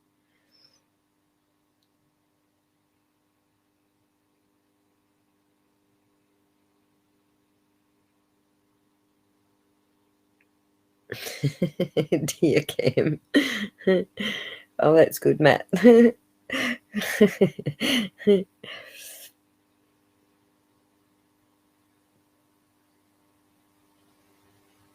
That's right, Laura. Bingo. Hit the nail on the head, Laura. That's exactly what I'm thinking, chicken. Yes, Sue Ellen, it's a public website. Okay, so this might be foreign to you as well, Sue Ellen, because it was to me when I first discovered it. Because in Australia, you can't get public records on people. We don't have public records in Australia. So I don't know if you do in France, but America does. And that makes it just so much easier to they can pay for police protection. Bless it. Well, their money's not going very far right now, is it? Because the police are all out hunting for him. I don't know, Sue Ellen. It's part of, America's I don't know. It's part of America's freedom of information sort of setup, I think. Something like that. I believe if the Wells lived in a nice subdivision, well, that's exactly right. I agree, Brandy. They would have been treated a whole lot better, differently, or at least a lot more division between, society in general. That's right, Sue Ellen. Well, we can do phones. As long as you know the name, we can do phones here. But not always. Some people, I've listed my phones with the do not call service. So no one can look mine up. So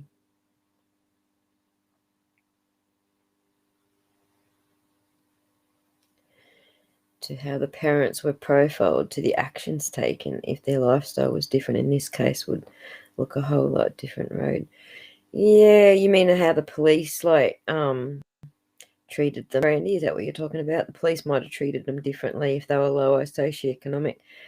I don't know if that's the case. Like, I think the TBI are treating the Wells very,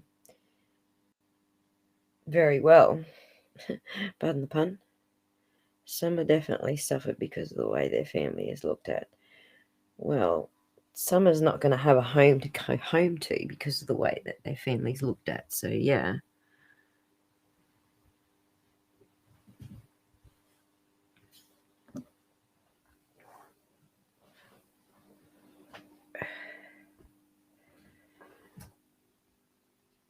Well, right. Rosie's family doesn't have money. Rosie's family is Candace's mum and Candace. But Rose's husband's family, yes, he did have money. He didn't himself. He's broke ass. I think he's actually bought a house now. Now that I found the right records, I think he's actually buying the house that he's living in. So,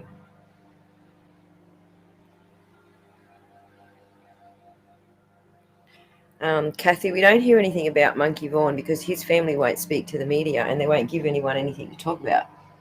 They stood right beside the cops to speak to the media. They asked the cops to be there when they speak to the media. And so, the cops were pretty much in control of what they were or weren't going to say to the media. And then they jumped back into the quiet. And that's the way it should have been. That's the way everyone should do it. You should listen to your solicitor. If your solicitor says don't talk, don't talk. If the cops tell you don't talk, don't talk. The West family did what the cops said, don't talk. I mean, there's no legal requisite that they don't talk, but it is your constitutional right in America to not talk to the media if you don't want to, and they have to respect that. They can't badger you and make you talk. They're not allowed to do that.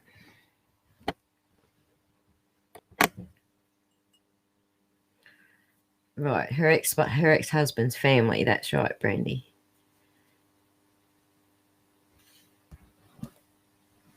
And that's right, Pansy. I agree. They made it. They made them look guilty from the jump. That's right, tunnel vision.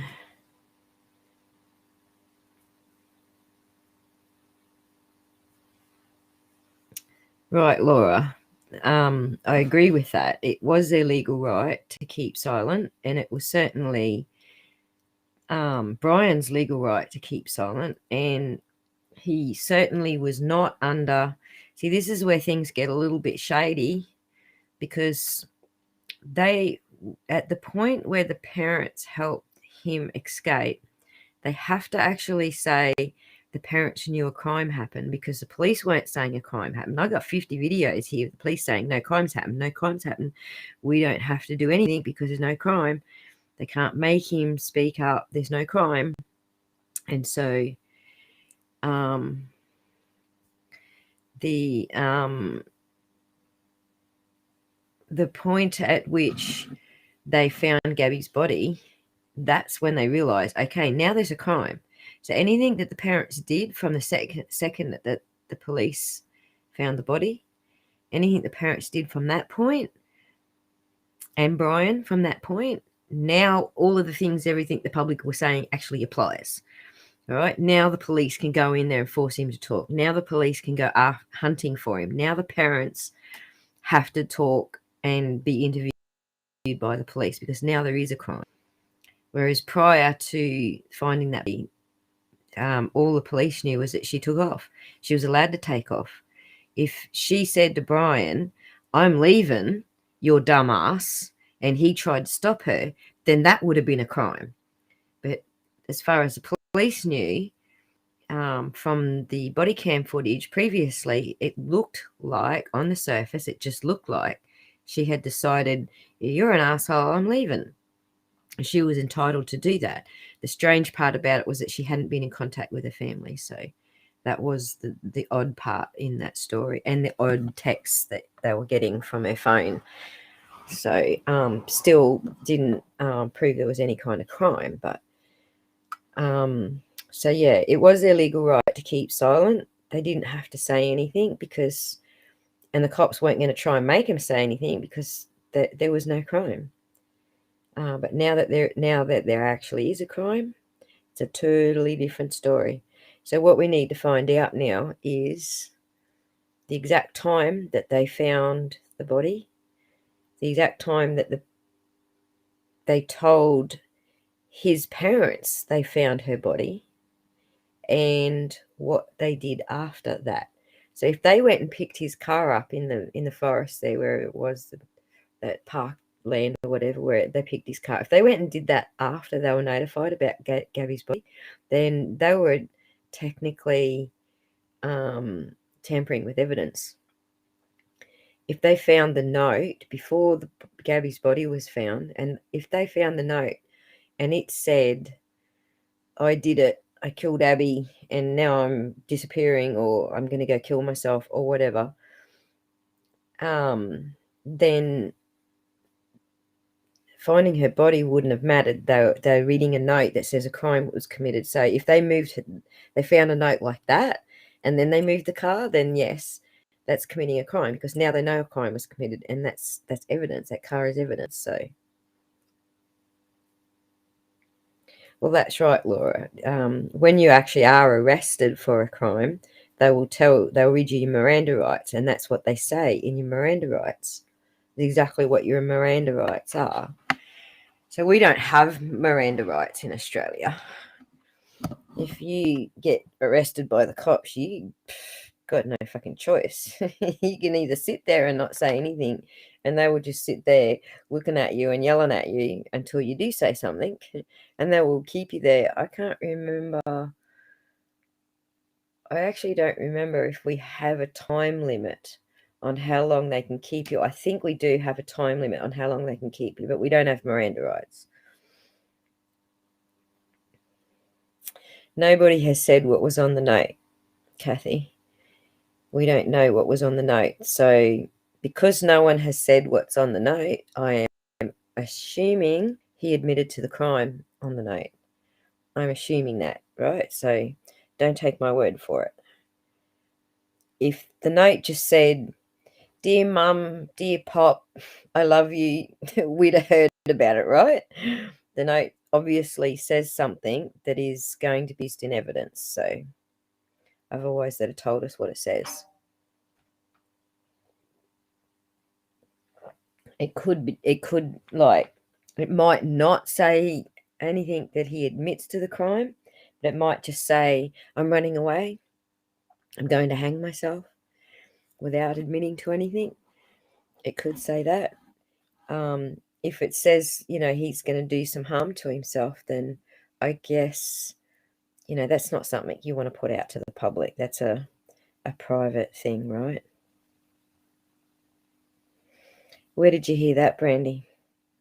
Nobody's actually said that, so far as I know. I've heard the media say the parents found a note. I haven't heard the police confirm that they found a note. I haven't actually heard anything to substantiate any of that. It could be just rumors. You know what the media's like. They still haven't even got it through their thick heads that it's not her car. It's not her van.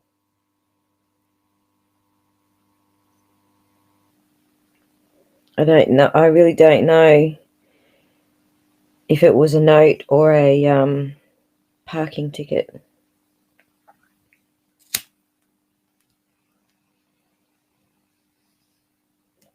But I really was just using that for an example. The example is it was a ticket, right? Well, the example that I was just trying to give was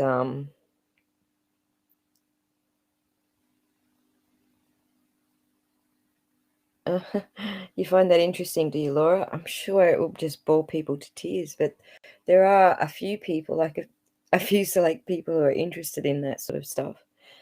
But that's something that I do a lot of deep diving into. Actually, one of my friends from uni is a lawyer, so she's actually finished her degree and finished her article clerkship. So we have big, long conversations about the differences between countries and stuff all the time. So yeah, the example that I was trying to give is like if he had admitted to his parents he'd committed a crime, okay? Whether it would be by the note or just telling them himself or whatever. If he admitted to them that he'd committed a crime, then they knew at that point a crime had been committed, whether the cops say a crime had been committed or not, right? So this depends on this point where the parents knew a crime had been committed.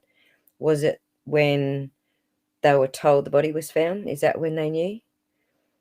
And then they moved the car? So it's all hinging on that moving the car.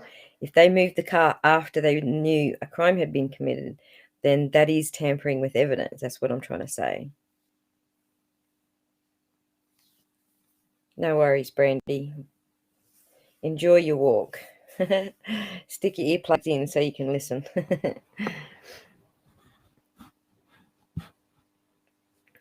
So yeah, so that if the parents still didn't know a crime had been committed at all, there's no way to prove that they actually knew any crime had been committed at the point that they went and picked his car up, then they can't really have them for tampering with evidence. There might be some little trick they can do where they could, I guess. Sometimes the police do play dirty, like the prosecution will play a little bit dirty sometimes. But as far as, trying to prove that they actually knew that,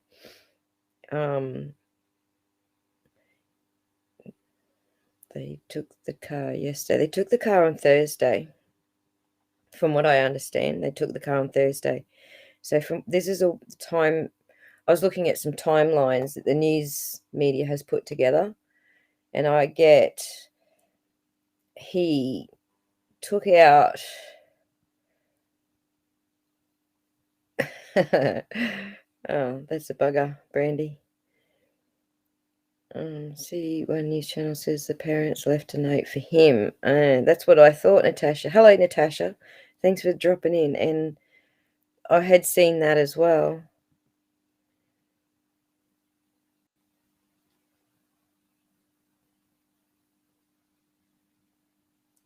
Yeah, that's right. It's not her van, Natasha. We just played her stepfather saying her name was on the registration, but it's not her van. They didn't buy it for her, so he didn't say whose van it was. He just said that it wasn't hers. So this is the timeline that I'm getting from one of the news channels. Okay, so Tuesday he says I'm going to the park. Then Wednesday, they go up to the park. They see his car there. His parents go up there. They see his car there. They can't see him anywhere. They decide, I will leave the car there in case he needs to get back. And then on Thursday, they go up there and they get the car and bring it back. And then on Friday, they call the cops and say he's disappeared. So that's what I understand the timeline to be. I don't know that it is actually that timeline. I'm just repeating what I've heard from one of the news channels that did I can tell you which news channel, I think, if it wasn't too many videos ago. Timeline, Eyewitness News, ABC7. There you go, ABC7 New York was where I got that timeline from. So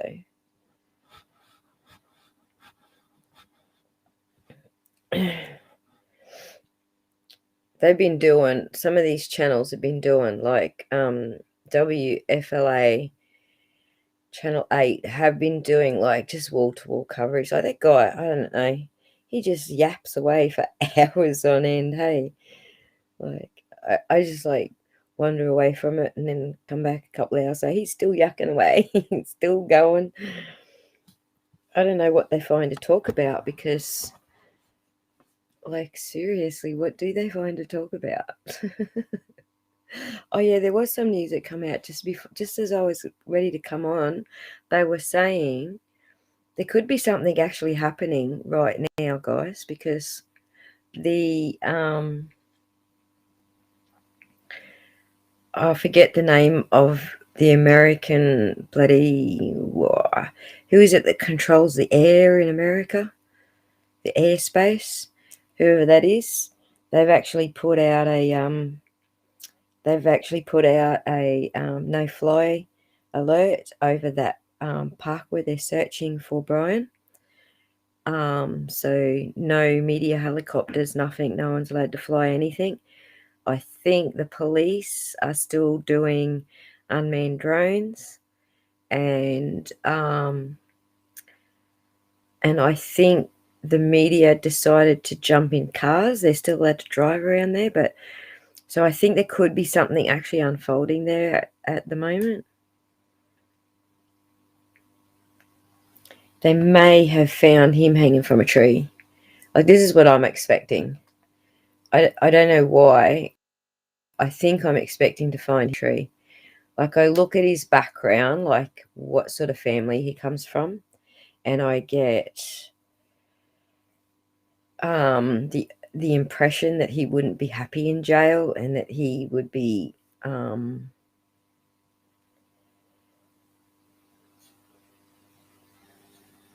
he would be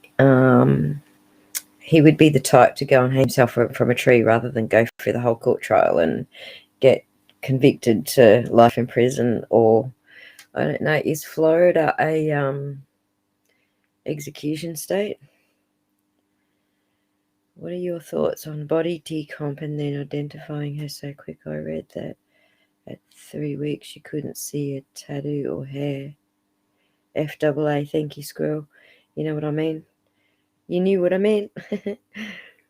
That just happened just before I went live, like 2 minutes before I hit the live button. They were saying there was a no-fly zone. My thoughts on body decomp. Well, my only experience with that kind of thing, Natasha, is, like an animal dies in the yard or our dog tries to eat one. They don't usually last after the dog starts eating, but anyway. Like a rat. So actually, I had a rat die in my air conditioner. Holy Hannah, my place reeked. I had to actually, lucky it's a portable one. I could put it outside until that rat rotted away to nothing, because I could not run the air conditioner. It was putrid, horrible smell for about 2 weeks. So a rat's got a lot less, body mass and water and stuff to dry up. So yeah, it dried up and the smell was gone within 2 weeks. So I don't really have much to say. I'll tell you who does, but who is it? Who's the mortician? Was it Rebel Ridge Runner? You have to ask her. I think it might have been her. Can anybody remember? Was it Rebel? That was the used to be a mortician. And I think the hair doesn't ever go away. I know the hair never goes away, Natasha, but it doesn't change color either. So if it was blonde hair, then that's one identifying feature. And another thing I would say is, what I do know about tattoos is that the ink actually acts like a type of embalmment. So as far as skin being left, probably not much of it, but areas where there was tattoos perhaps may have not decomposed as quickly. And I only know that because my son actually is a tattooist, and we've had conversations about that. Hey, Jules. Thanks for joining us.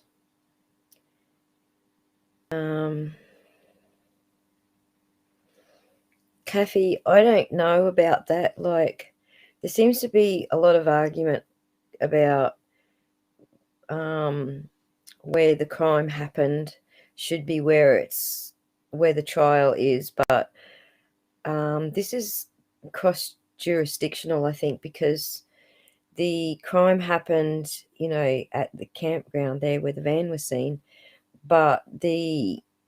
or somewhere in that area, but the evidence was all transported back to Florida, and so the bulk of the evidence is in Florida. And so I think it's cross jurisdictional, and I think Laura actually could be onto something there, that it might go federal because of that. It's Rebel, Natasha. Yeah, let's ask Rebel some of these questions about the body decomposition when she pops in. I don't know if she will pop in. I was actually trying to get hold of her yesterday, but she was busy.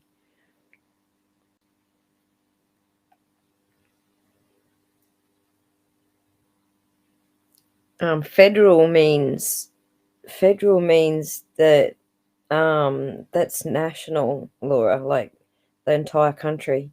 That's what federal means. But state jurisdiction is what I think you meant to say there. But I don't know that it's going to go to state jurisdiction because the crime happened in one state and the evidence was all transported to another state. So I think they're going to probably do a grand jury indictment because that's federal, isn't it? I'm pretty sure grand jury is federal. So let's think about this logically, okay? Robert Durst, something similar happened with Robert Durst, right? So he committed the murder in one. He had two murders. So he committed, what was the one? The Galveston. So he was tried in Galveston for the murder of the black, his neighbor, the black guy. What was his name? Some black. And he committed the murder in Galveston, and he was all over the freaking country, interstate, down in California and all over the place. I think he went to Los Angeles and all sorts of places, dressed as a woman, trying to hide. So, but he got dragged back to Galveston. But all the evidence was in Galveston, right? The crime happened in Galveston. All the evidence was in Galveston. So, but then there was the murder of Suzanne, his friend Suzanne. Again, I think tried in that state simply because that's where the murder took place, but also that's where the evidence was. So Robert Durst was a bad example, sorry. We have different federal jurisdictions. I can't remember how many. You could probably look it up. All right, I'll look it up.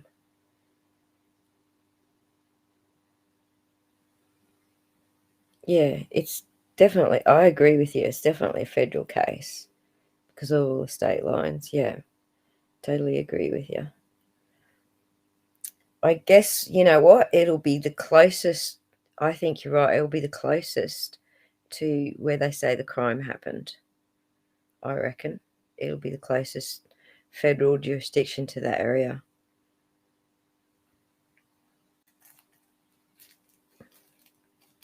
Which is around Wyoming area. So what's that area? Hang on, let me Google it. Wyoming federal.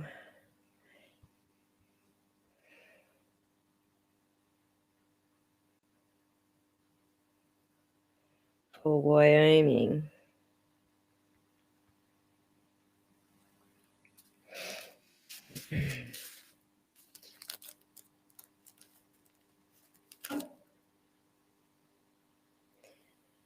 Federal Circuit Court is the 10th Circuit Court. No, that's appeals.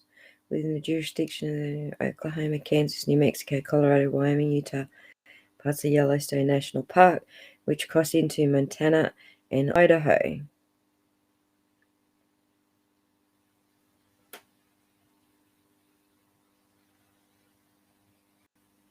Well, that's the one. So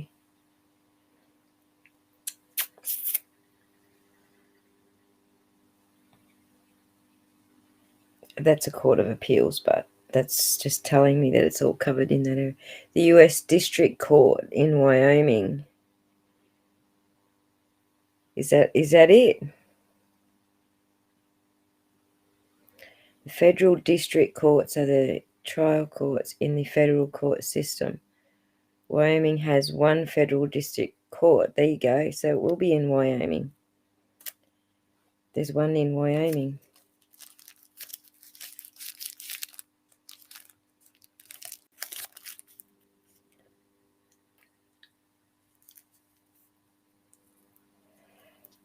New York Times, eh?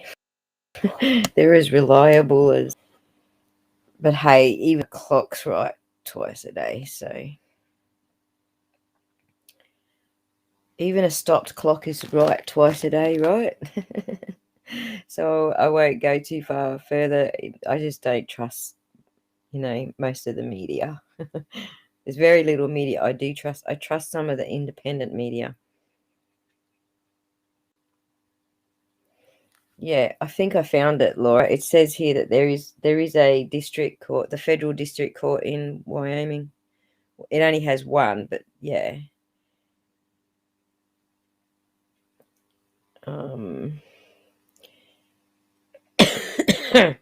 I'll see if I can share the page with you.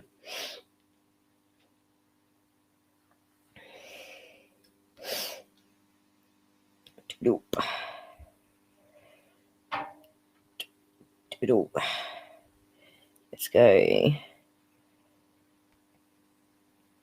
You like my mouse click sound effects? Doo-doo, doo-doo, doo-doo, doo-doo. There you go.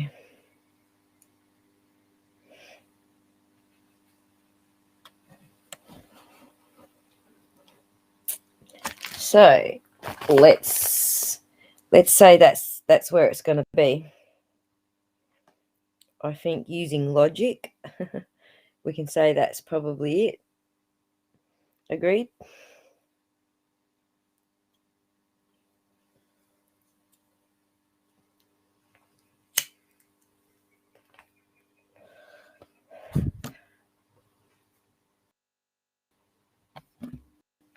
We'll see if we're right.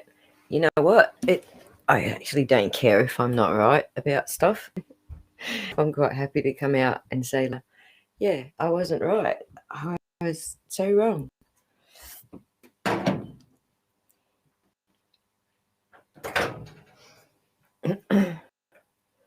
Yeah, we didn't really talk much about the Rosie Bly case there, did we? I think we did like 15 minutes on Rosie Bly. So let me ask you all, did changing the character and realizing he doesn't actually have any, realizing Christopher Larson, Rosie's ex-husband, doesn't really have much in the way of like any domestic violence history, did that change anything for you guys? Because I don't think it changed anything for me. Personally think that the point got a little bit lost when I found out he did have domestic violence, because the intention of me going into that was trying to find out if Rosie would have run away because of the domestic violence. And then I found all the domestic violence and I was like, maybe she did. But now that I'm on the right for Larson, I'm seeing there was no domestic violence. So now I'm like, she wouldn't have run away if there was no domestic violence, right? Like there had to be something going on between them for her to have run away.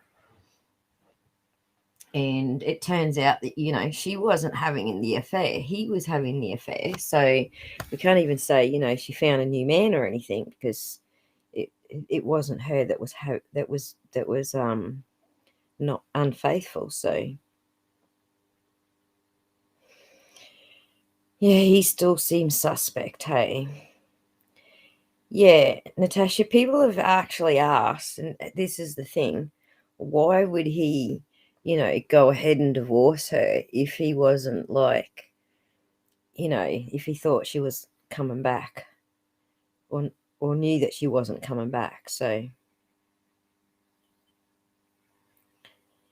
he still seems controlling, Kathy. Like, to this day, like if you go and have a look on Facebook, he's still in there trying to control everything.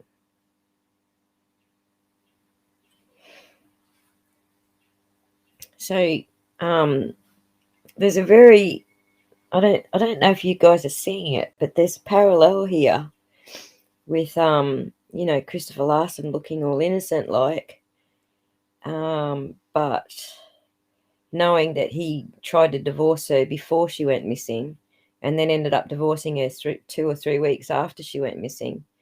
So there's these weird little things, and we had these weird little things going on with Gabby and Brian thing, right? You know, that like he went away with her and then come back without her. So it was these similar little similar weird things, right? That's, well, Kathy, the it ended up being her that got reported for whacking him, apparently. And the police, after she went missing, the police decided to leave that to absolutely leave that case against her, because they figured if she ever got, like, you know, picked up or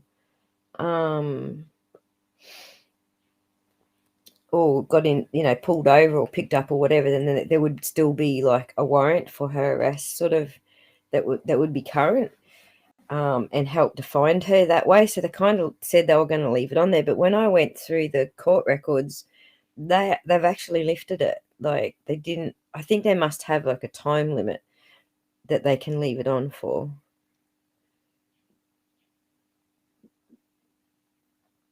I like the info of you discussed knowing about what shirt she wore, plus him making up a fake meeting. Yeah, that's right, Cassie. That's just weird shit, right? Just like with Brian, weird shit, man.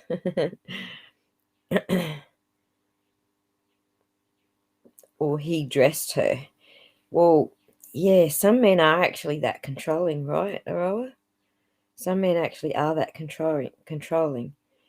So what I was thinking was they're not getting on because he's already tried to file for a divorce a couple of weeks beforehand. So they obviously weren't getting along. The way he talks about her now, when he's referring to those times, always going out, and she was always on drugs, and she was always doing this and all that, and whinge, fucking bitch. It didn't sound to me like they were in the type of relationship where he would go into the shower with her. You know, that's like new relationship. That's like budding romance. That's like, you know, the honeymoon period after you first meet, where you're actually going into the shower together and getting dressed together and stuff. That's way early in your relationship. So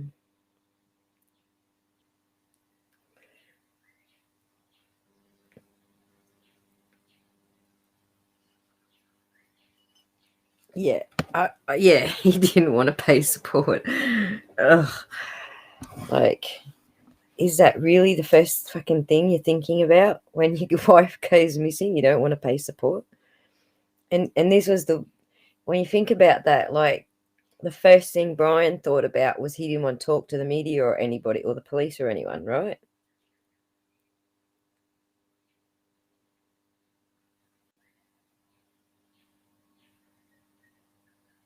Your ex-boyfriend was like that, was he?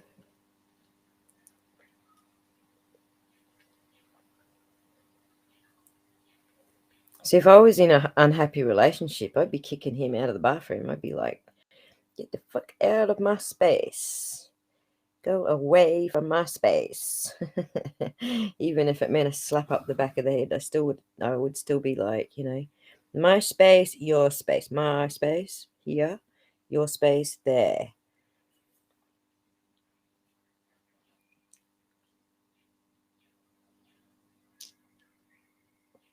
She wasn't wearing a t-shirt, Laura. She was wearing a tank top. So even if she had a V-neck sweater, you wouldn't have been able to see her top under it.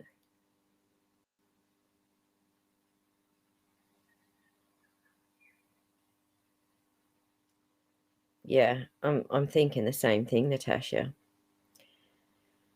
So it was just real weird,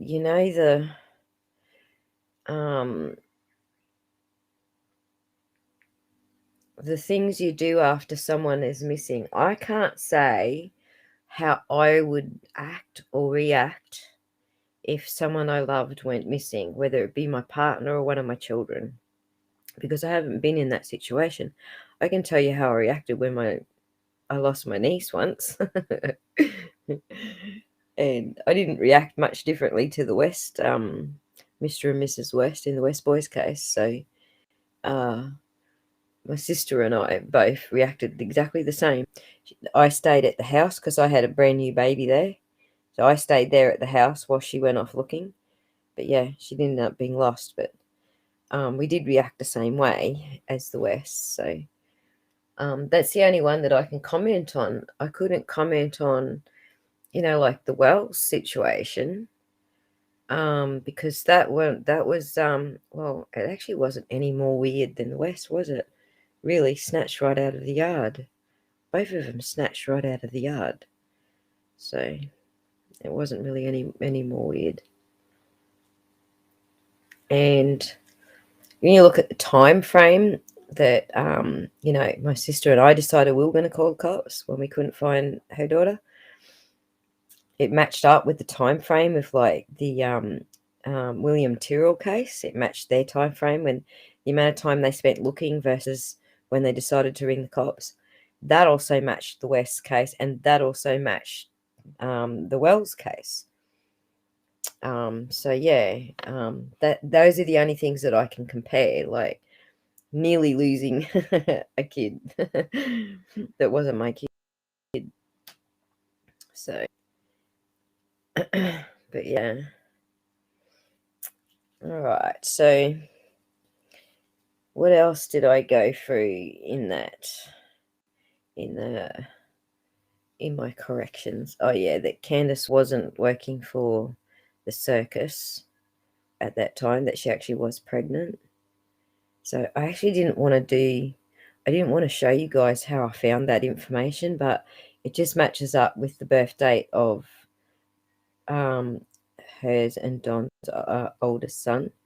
The birth date and place matches up with her public records, but I didn't want to dox the kids' birth certificate, so I'm not allowed to talk about the kids. Like, I'm pretty sure that there's some sort of court thing, I guess.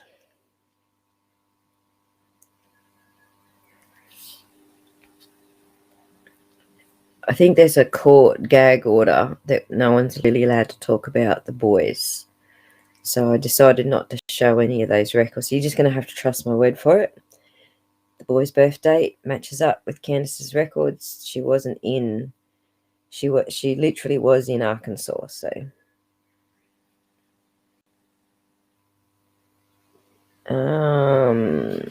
what else did I cover there? Christopher M. Larson.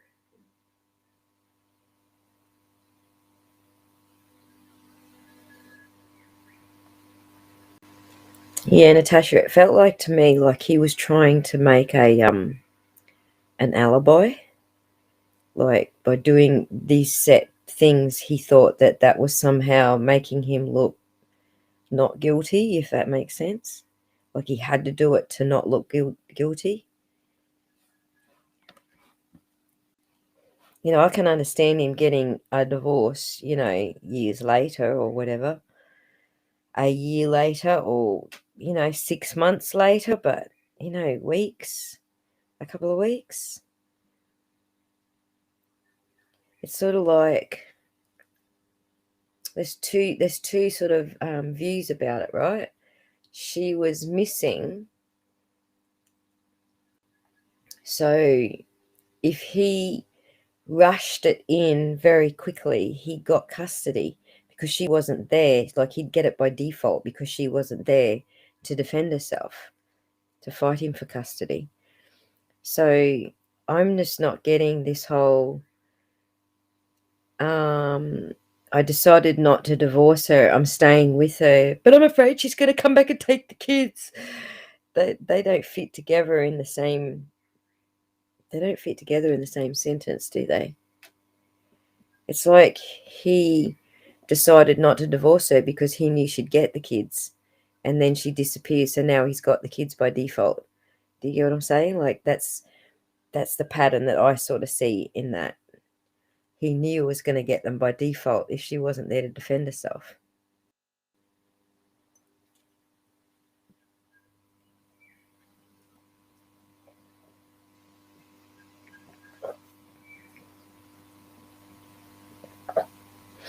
That's right, it's not a light switch.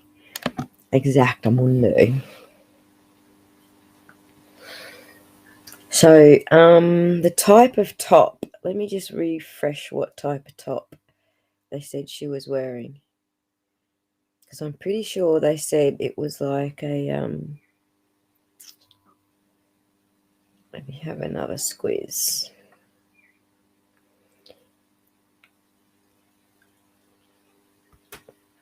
Where was that? Where was the top mentioned? It was one of the news articles, wasn't it? Let's have a look at the news articles.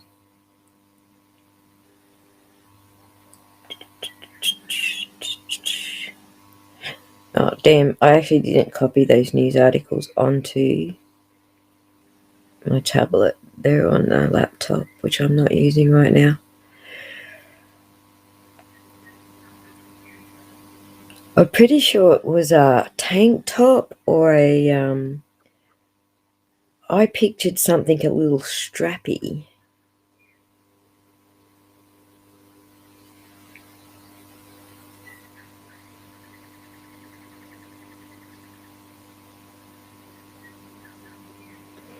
Yeah, that's what I think too, Kathy.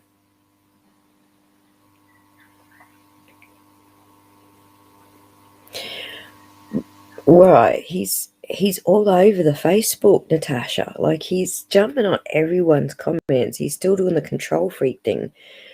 He is all over everybody's Facebook comments, like swatting anything that's said about him. And that makes me think that, you know, the case is being looked at again. So he's got to be on alert again, you know? Kind of like a Cammy. Yeah, that's what I was thinking too, Kathy. That's what I pictured. I'm just trying to find the news article. But that's what I pictured when I was reading what she was wearing. Can't find the bloody news article. I was thinking something a little bit strappy, you know, like a top with straps rather than a tank top, which would have, like, you know, a fairly thick sort of shoulder strap. But there was something in the article, the way that they described it in the article. Let me go to the Twin Cities. I'm sure it was this one. They gave us a description, right?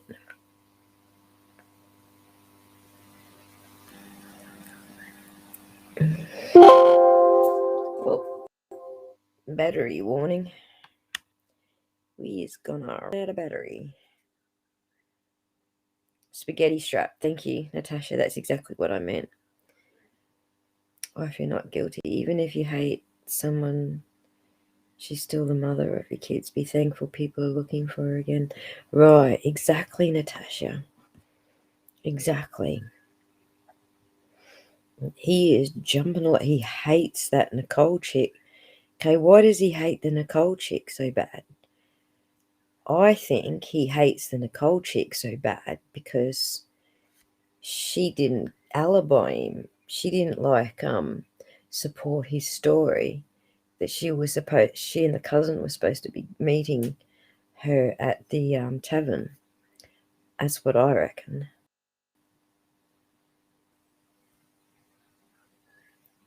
Now I'm just going to go back to what she was wearing. Cousin was cousin, but in the days of Fly's car. Okay, it's going to be at the end of this where they gave us the description of what she. She's a tattoo. Bly was last seen. No, what are you doing to me?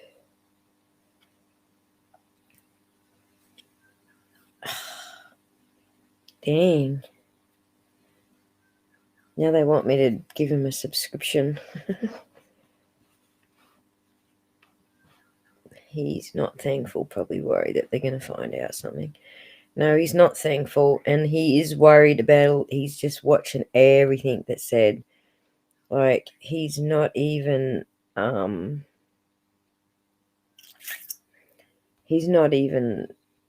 letting people talk about anything to do with the case without jumping on it. Like, it's up to Nicole still to say, her side of it. He's jumping on her. It's up to Jeannie to say whether, she had an affair with him. I mean, he hasn't denied it. He's jumping on all the comments and yelling at everyone, more or less, having a go at everyone. But he hasn't denied it, and neither has Jeannie. She's doing the same. She's jumping on everyone's comments, but she hasn't denied it either. So I find this all interesting.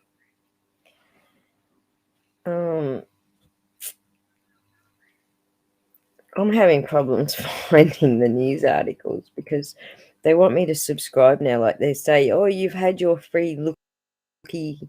See, now you can subscribe. And that's the Twin Cities article.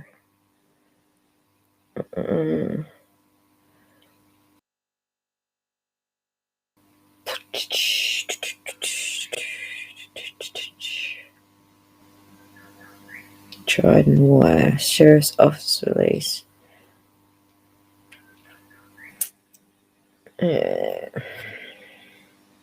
I shall find where I found the description of what she was wearing.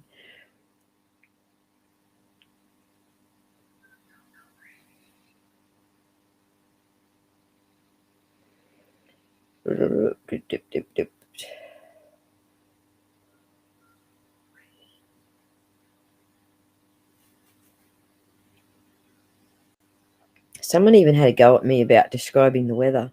Like, I was reading an article where a journalist had written what the weather actually was that night. And then they come over and they're having a go at me about, it wasn't even that sort of weather, blah, blah, blah, blah, blah. And I'm like, did you not get the part where I was reading an article?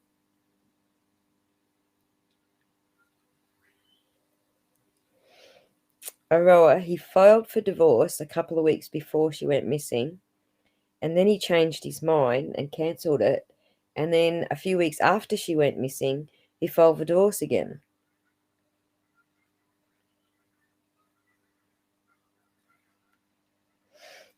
Yeah, Natasha, that might be a quicker way to do it. Did I? Yeah, in the first video, I actually did say what she was wearing.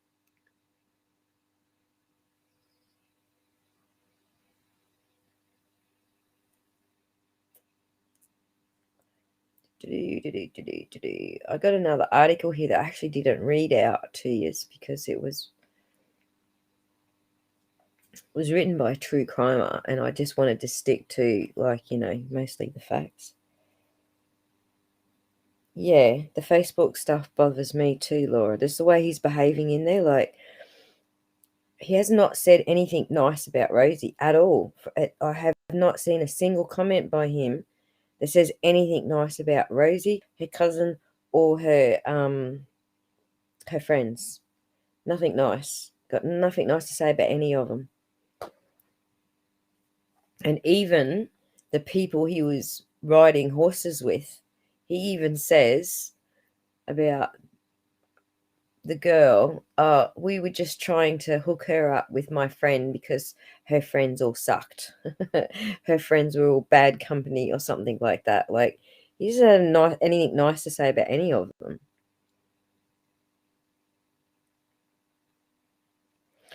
That's right, Aurora. He didn't give any reasons for it. I do have a little bit of a story on that. Like, let me just find it for you. Natasha's going to find out what he was wearing for me.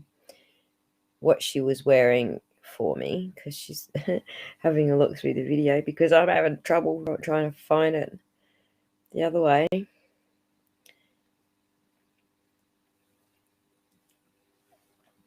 I'll share this one with you, because this just talks about when he actually went back for the second divorce. This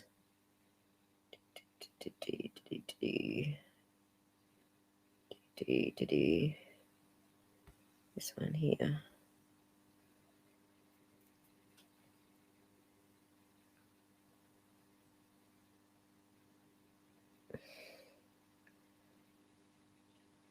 Maybe he changed his mind about the divorce the first time because he knew he wasn't going to get. That's what I was thinking, Kathy. That's exactly what I was thinking. And then he quickly did it after she went missing. He might have been responsible, but even if he's not responsible, he did it quickly after she was missing because he knew he could get custody without her being there, because that's a default court. She defaulted not turning up. So Christopher Larson filed a petition for divorce Thursday in Polk County Circuit Court. His attorney said that Larson is still concerned about his wife's safety. He also fears she could come home at some point and take the couple's two children. Why would he fear that? They hadn't broken up, right? Why would he fear that? If they'd have broken up, I get that, but they didn't break up. Why was he in fear of that? Basically, we just want an order from the court in place that would protect the children if she comes back, said Benson, who added that as far as he knew, Bly has not had any contact with her husband since her disappearance. Polk County Sheriff Tim Moore said Bly's whereabouts and the reasons for her disappearance are unknown. Larson, 27, is not a suspect in his wife's disappearance, according to police. Investigators gave him a polygraph test 2 weeks ago, and the results confirmed to them that Larson was being truthful, Moore said. Shortly after the polygraph, Larson told investigators about his intention to file for divorce. Larson had previously filed for divorce in June, but the petition was later withdrawn. So in June, he files for divorce. In August, she goes missing. And then 3 weeks later, he files again for divorce again. But why? Because they didn't break up.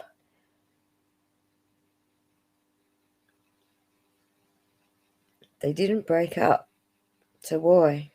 Why does he think she's going to come back and take the kids off him? If they broke up, I could understand why. If they had an argument, bad words with each other, I could understand why. But he's not claiming they had any bad words with each other. He's claiming they had a totally normal meal together at the dinner time when she got up and left.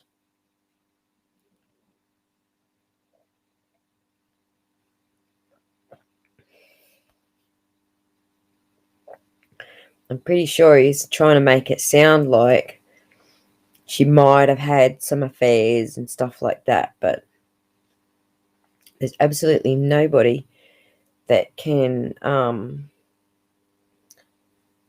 verify any of that.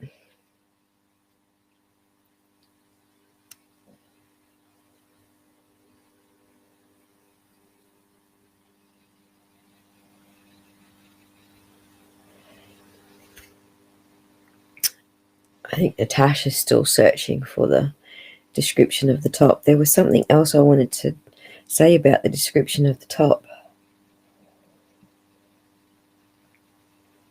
There was a couple of things, I can't even remember them now. There was a couple of things in his story that just didn't make sense to me. Like, certainly, how did he know what she was wearing underneath the top? That was certainly one of them. Why would he be afraid that she was going to come and take the kids off him if they didn't break up?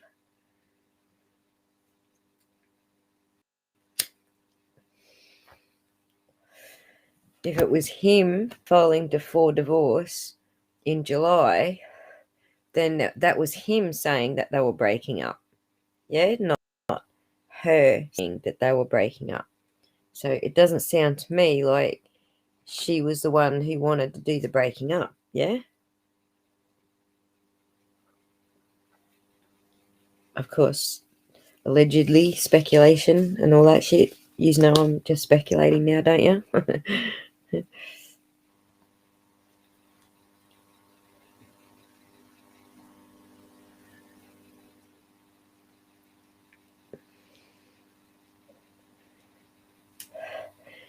And it's funny because the police actually said in this case, just as they were saying in Brian's case, that they can't say that a crime has actually occurred because they don't know where she is. Without knowing, without finding her body or anything like that, they can't say that a crime has actually. They suspect foul play, but they said, let me just quote from what they said to the press. First, we have to find out where she is before we have anything to have a suspect for. So, and I found that interesting that they said that in that case. And then with Brian, like, the media was going, he's a suspect. And I think this is actually what I didn't like about that dude today. The media kept saying he's a suspect, but the fact was that they didn't actually know any crime had been committed, so he couldn't have been a suspect. So, and they kept going, oh, but he's a person of interest. A person of interest in what? There was no crime. They didn't know that a crime had been committed. What if Rose had been in contact with a lawyer, so that's why he filed first? Well, I'm sure we would have heard from Rose's lawyer if that was the case, Roa. We're hearing from his lawyer, so why wouldn't Rose's lawyer say something in response?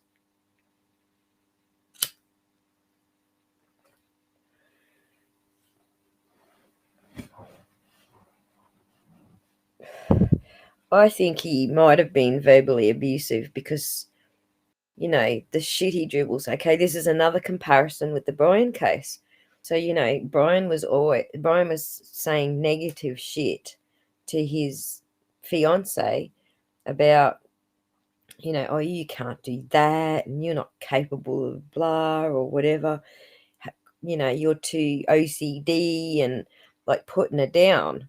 And then we go and look at Chris's comments about his wife and we see that same pattern. He's just putting her down. He has nothing nice to say about it at all. So,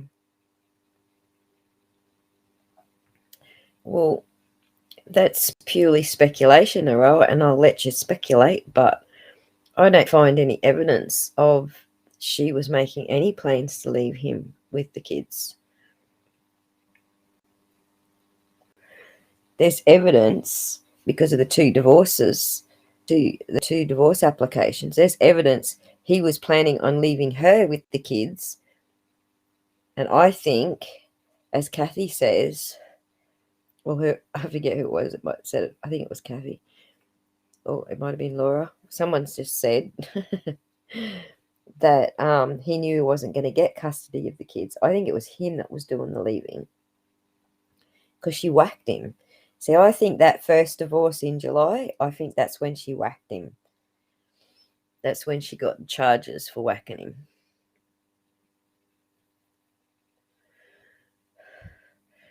So, and again, we got this similar situation with the Brian and Gabby thing, haven't we? You know, it looked like that Gabby had done the whacking, didn't it? Like the way it was presented to us, it looked like that it was Gabby that had done the whacking and he was a victim. So what we're looking at in just what the police and the court records say, it looks to us like Rosie was the one that was doing the whacking. It also looks like that in Candace's records. You know, you just get this impression that Candace was the one doing the whack until you look at Andrew's records, then you realise why Candace was whacking. Same with Gabby.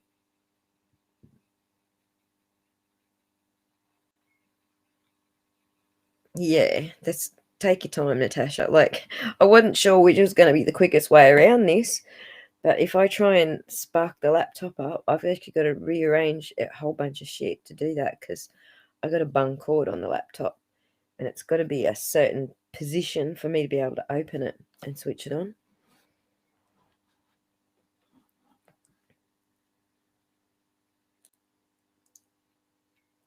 Oh, Robert, that's the story that he is selling. That's the story that he's selling. That she was gonna leave him and didn't want him knowing, and she ran off with some guy, and he somehow found out. That's well, or he didn't find out. He's claiming he didn't know, but um, this is the story he's trying to sell us. So that's why I don't believe that story.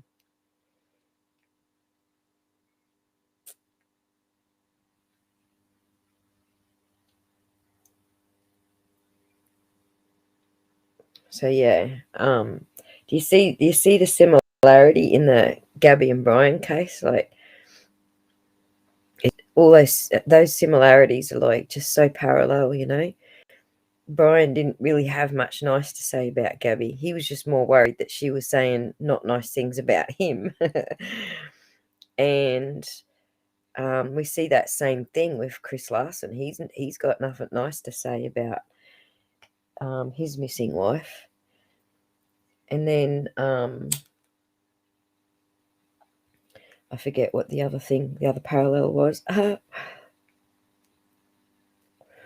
Oh yeah, the cops' records made it look like the slapping thing is the same. Yeah, exactly, Natasha.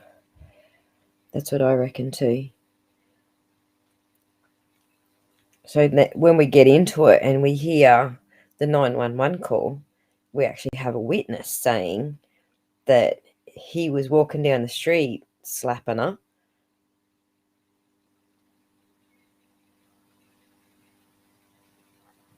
That, as far as I can tell, that was just him saying it, Laura. Like, nobody has been able to say, no one's verified that she was partying a lot. Like, so she would go out to karaoke, like often with her cousin and her friends. But you know, that's something that I did as a young mum as well. Like, it used to annoy the crap out of me that my husband would be like, "I'm not your babysitter." I'm like, "No, you're the fucking dad." There's a difference between a babysitter and a fucking dad. Spend some time with your kids. So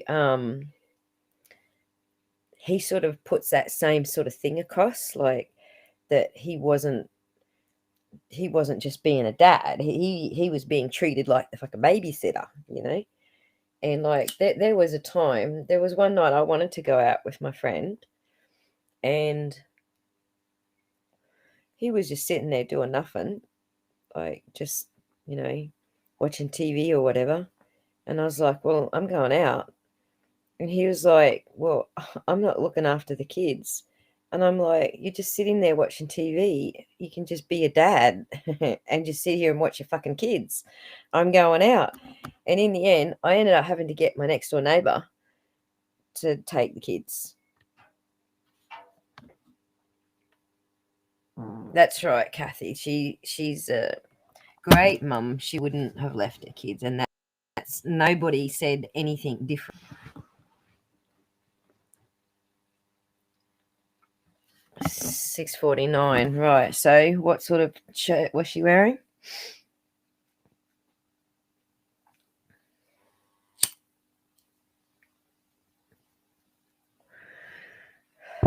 Yeah, I get where you're coming from, Aroa. I do. I understand what you're saying, but my what do you call it? My resistance to that idea is that that's Chris's story.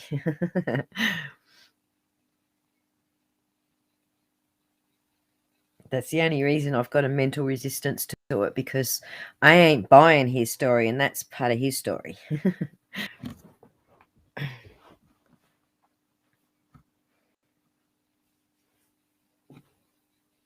So yeah. Yeah, and what else? I think someone actually wrote that comment on the Rosie Bly video on part one. Like, it's just called being a dad. It's not babysitting. Jeans, whatever. Tank top. Okay, they did say tank top. So I got the whole spaghetti strap sort of thing from a tank top. But a tank top. Okay, what's a tank top? Google. Google is your friend. Show me a standard tank top.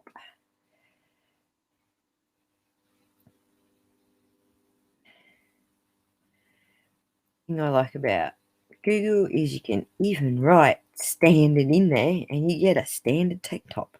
Okay, so a cami top is spaghetti straps and a tank top is like thicker shoulders. And so if she was wearing a sweater, it would have to be a very low V-neck to be able to see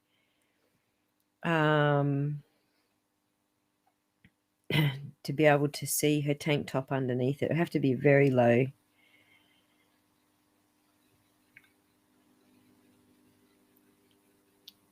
Because most of the tank tops I'm seeing here are, like are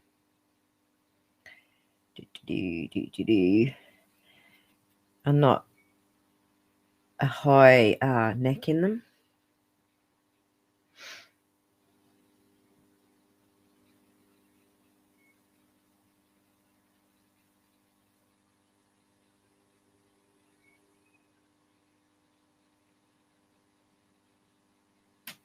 Yeah, that's it, Kathy. It's bullshit, eh? It just said a sweater, right? And, considering how cool it was that night, I'm not thinking she was wearing a V-neck. Like, I'm wearing a sweater right now, and I'm thinking she would have been wearing it because it is like cool here at the moment. And there's no way you can see like a tank top underneath it. Let me just show you what Google shows me as tank tops anyway. So,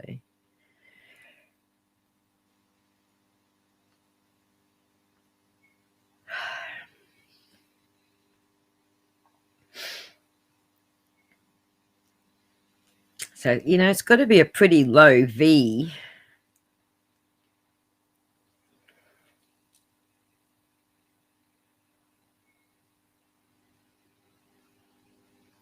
$2000s layers. Oh, you could be right, eh? I remember that in 2005-ish. So, yeah, you're actually right with that. Layers. Because my daughter was always like fashion conscious. Layers, mum, layers. That was around the 2005 era.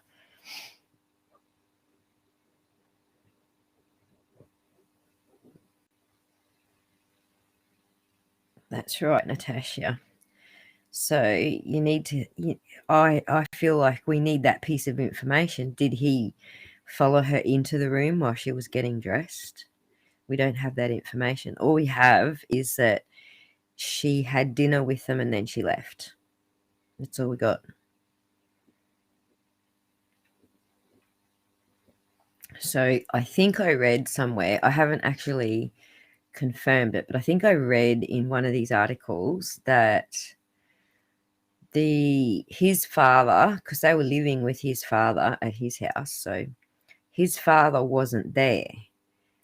So it was only him and her there. So if she went and had a shower, he was looking after the kids, right? Because they were just babies then. So they couldn't be in the shower together, and they certainly weren't, like just in the room alone together while she was getting dressed. Someone was with the kids, and it wasn't Dad. He was off somewhere else, apparently. So, sorry, granddad to those kids, but father is who I was talking about. But yeah.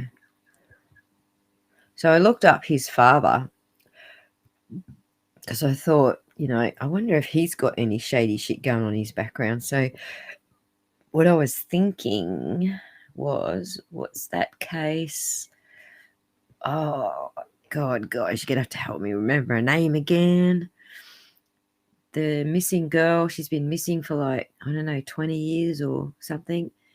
And his father actually helped him hide her body, and that they only found it because his father actually went back to their house and dug up their veranda or their porch or something to move the body. You know what case I'm talking about, right?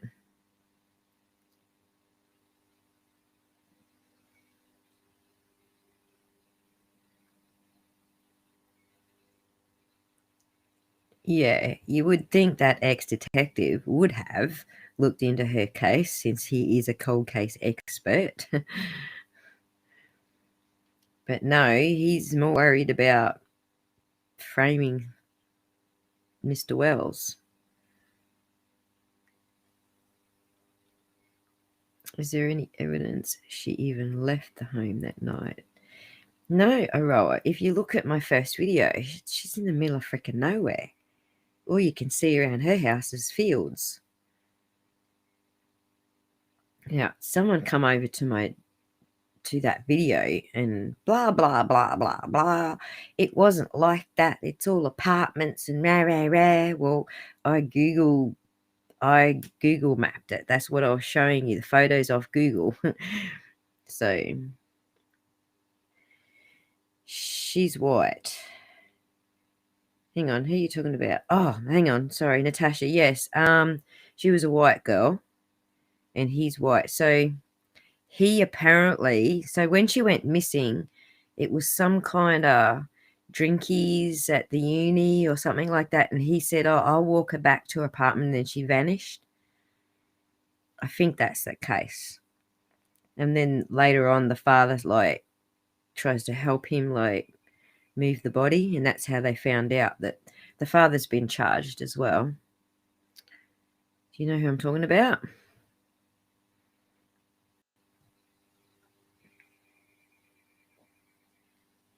Anyway, the reason I was thinking that is because that's why I looked up Chris Larson's father's records, just to see if there's anything shady in his past, like he might be trying to help his son, hide a body or something like that. But he was actually pretty clean, so nothing to see there.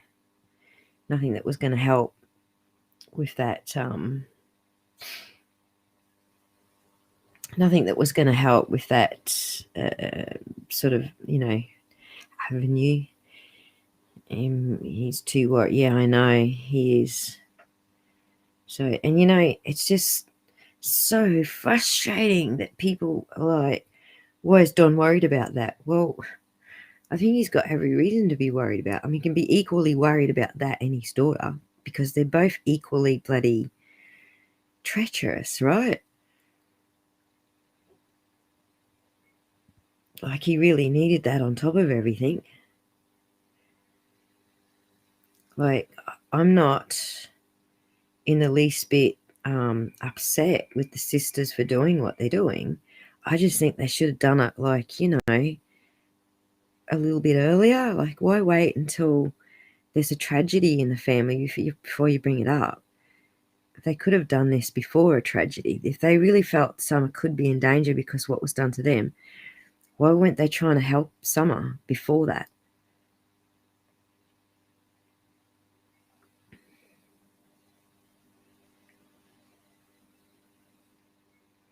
Yes, I like Cold Justice. Isn't that lady just awesome, Aroa? I absolutely love that chick. She's freaking awesome. Oh, so no, not that one, Natasha. You're still trying to help me figure out that other case that I was trying to compare it to, right? I can't think of the name of them. Right. Why not? Like when the first daughter was born. Exactly, Kathy. Like, why would you just leave it for 40 years until a major tragedy happens and then bring it up? Like, I'm not saying that they shouldn't bring it up or that they shouldn't be allowed to, you know, have their voice. I'm quite happy with all of that. I just feel like if they're doing it now because of Summer, then now is too fucking late. You know, it ain't helping Summer. It might have helped Summer if they done it before, but it ain't helping Summer now. All it's going to do is make it hello butterflies, Journey. Thanks for dropping by. Yeah, it's not helping Summer now. All it's going to do for Summer is if she is found and she's found alive, which we're all hoping for, she's just going to return to a fucking broken family. Not just broken, now she's got to deal with, you know, dad with those sort of accusations. You know, them boys are teenagers. How are they going to be dealing with this sort of shit? Yep, or did it private, not on social media. I agree, Kathy, totally. They're not thinking about the impact of these kids on these kids at all. They're thinking about themselves and themselves only, not the kids. You know, I get where they're coming from, but they're fucking adults, okay? If you're a little kid and something happens to you and you're like, where, that happened to me, that's understandable, but they're fucking adults, okay? It's like, what's more important here at the moment? You know, is it Summer or is it just where, I fucking where? Do you know what I mean? I just feel it's just shitty timing, really. And as Kathy just pointed out, or did it in private, absolutely. Because there's no way, if they'd have done it in private, there's no way Don would have been out there going blah, blah, blah about my sisters. You know, he's only doing that because they went public with it. There's no way he would admit, yeah, I'm currently being charged or whatever. He wouldn't have admitted it. He would have stuck with talking about Summer. So, you know, they're the ones that turned it into that sort of a shit show.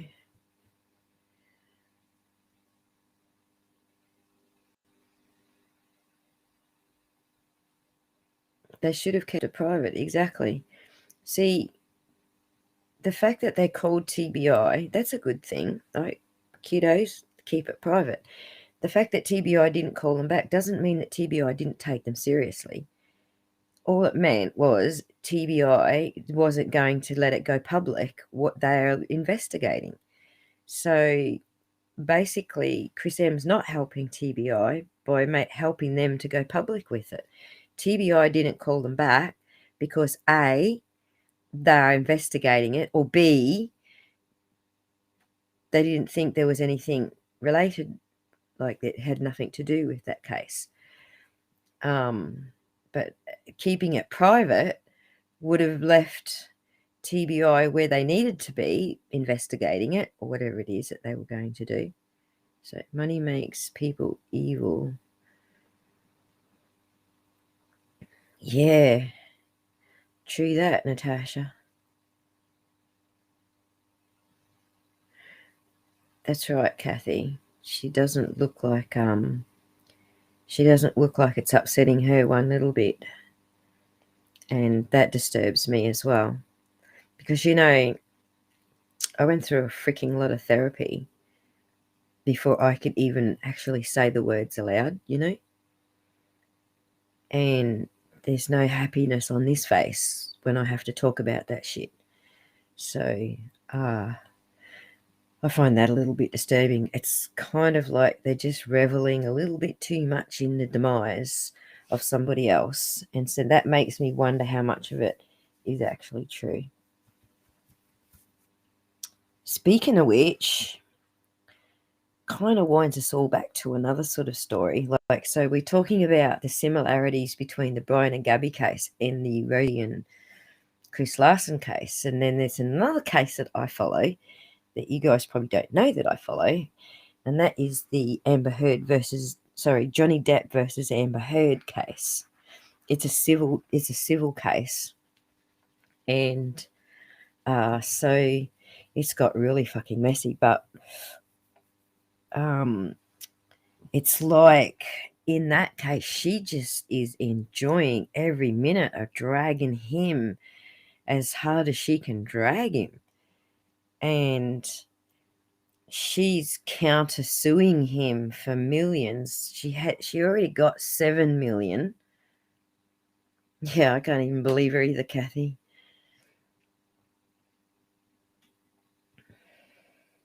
Yes, well, it has been on court TV. But the Johnny Depp versus, you're talking about the murder case, right, Aroa? That case was on court TV, but most of the mainstream media is staying clear of the Johnny Depp versus Amber Heard case. Yeah, she was talking about Mary looking far too happy.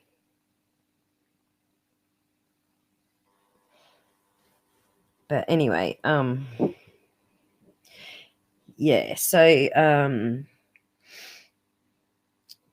in the Johnny Depp versus Amber Heard, she is just getting way too much enjoyment out of this. And the weird thing is, when I first heard about it, I actually did think he did that, right? I was like, yeah, Hollywood, they're all probably bloody abusers. They're all probably, drink and do drugs and beat each other and all sorts of shit. But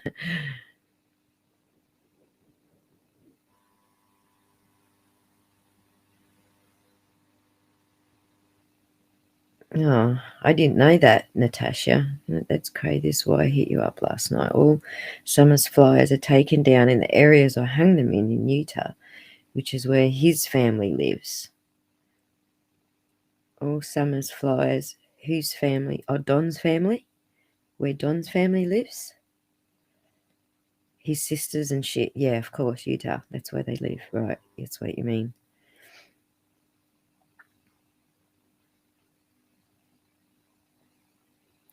Right, Kathy. And this is a similarity with bloody Amber Heard. Every time she gets on the stage and she starts talking about how she was like severely beaten and blah blah blah, she's just enjoying every minute of it. She has no remorse whatsoever. But when I first heard it, I thought, it's probably true. But then I got into the court case. So first of all, Johnny Depp sued the Sun in the UK because they printed the story making the allegation. Hang on, let me rewind even back a little further than that. When they were breaking up, Johnny Depp said to her, like, this was a recorded phone conversation, incidentally. He said to her, like, you don't want to go there, Amber, because you're the one who's the abuser, and I've got proof of that. And she said, well, you don't want to go there, Johnny, because nobody's going to believe you were abused. You're a man. So something like that. Anyway, so what he did to to calm it all down again, he made a confidentiality agreement. What do you call it? He made an agreement with her that neither of them will talk about that.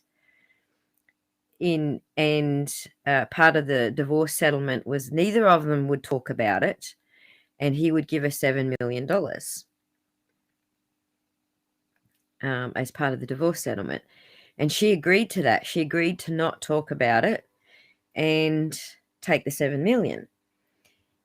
And then when she decided that she was going to start talking about it, she said, oh, well, I'm just going to give the $7 million to charity then, and then I can talk about it. But that wasn't the contract that she signed. She signed a contract to keep her lips zipped, and she would take the $7 million. So then Johnny went on further. He said, all right, Amber, fine, donate the $7 million, but you're still not going to talk about it because we still got that contract. And she went, a big F you, Johnny, I'm going to talk about it. So what he did was he started paying, instead of paying her the $7 million, he started paying the money to the charities that she said she was going to give the money to. So then she cracked the biggest shit about all of that because, I don't know, something to do with fucking tax or whatever. She wanted the money herself, basically. She wanted the $7 million. Anyway, so finally the Sun decides they're going to print a story about Amber's so-called DV. And so Johnny Depp sued them because it's not true. So he took them to court for writing the story. And so the guy that wrote the story is who Johnny was suing. Dan Wooten at the Sun, at NGN, okay? That's the Murdoch press, basically. Dan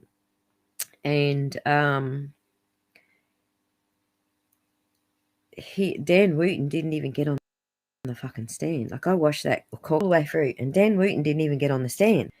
He didn't say, well, he wasn't even in the courtroom. I don't think he was even there as a witness, nothing. He was the one that was being sued, and he wasn't even there. All the lawyers for NGN and shit were there, but they just put her on the stand and her sister, basically. And it turns out that her and her sister and all her friends are all bludgeon off Johnny Depp. Bludgeoning is an Australian word which means using him, basically. They're all living in his penthouse apartments. So he owns, I think it was three penthouse apartments in Los Angeles. Might have been 4. Might have been actually 5, actually. I think he actually owns the whole top floor or something like that. So they're all living in his penthouse apartments while they're all scamming this story to get Amber millions of dollars out of her divorce. That's basically what it all adds up to. Anyway, he lost the court case in the UK. The judge decided that Dan Wooten could have didn't do anything wrong by printing the story, and he lost that court case. So now she's saying that Johnny Depp lost the court case against her, but that case wasn't against her. It was against the Sun and Dan Wooten. She's trying to get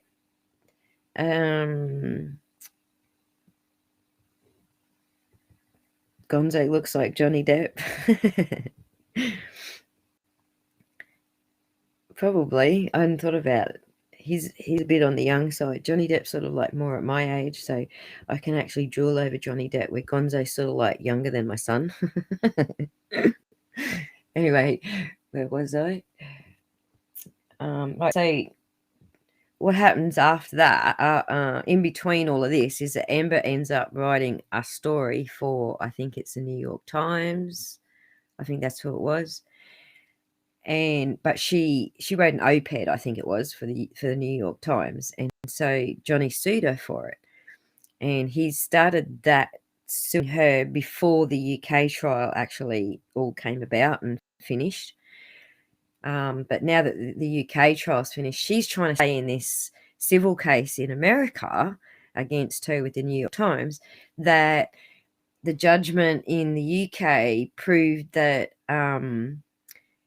Johnny's already lost the case in America, if that makes sense, which is a total load of crap because the case in America is against her for blabbing her lips when she's under a contractual agreement not to say anything, whereas the UK one was against Dan Wooten for saying things that weren't right or true about the story he was telling, even though it was all based on what Amber told him.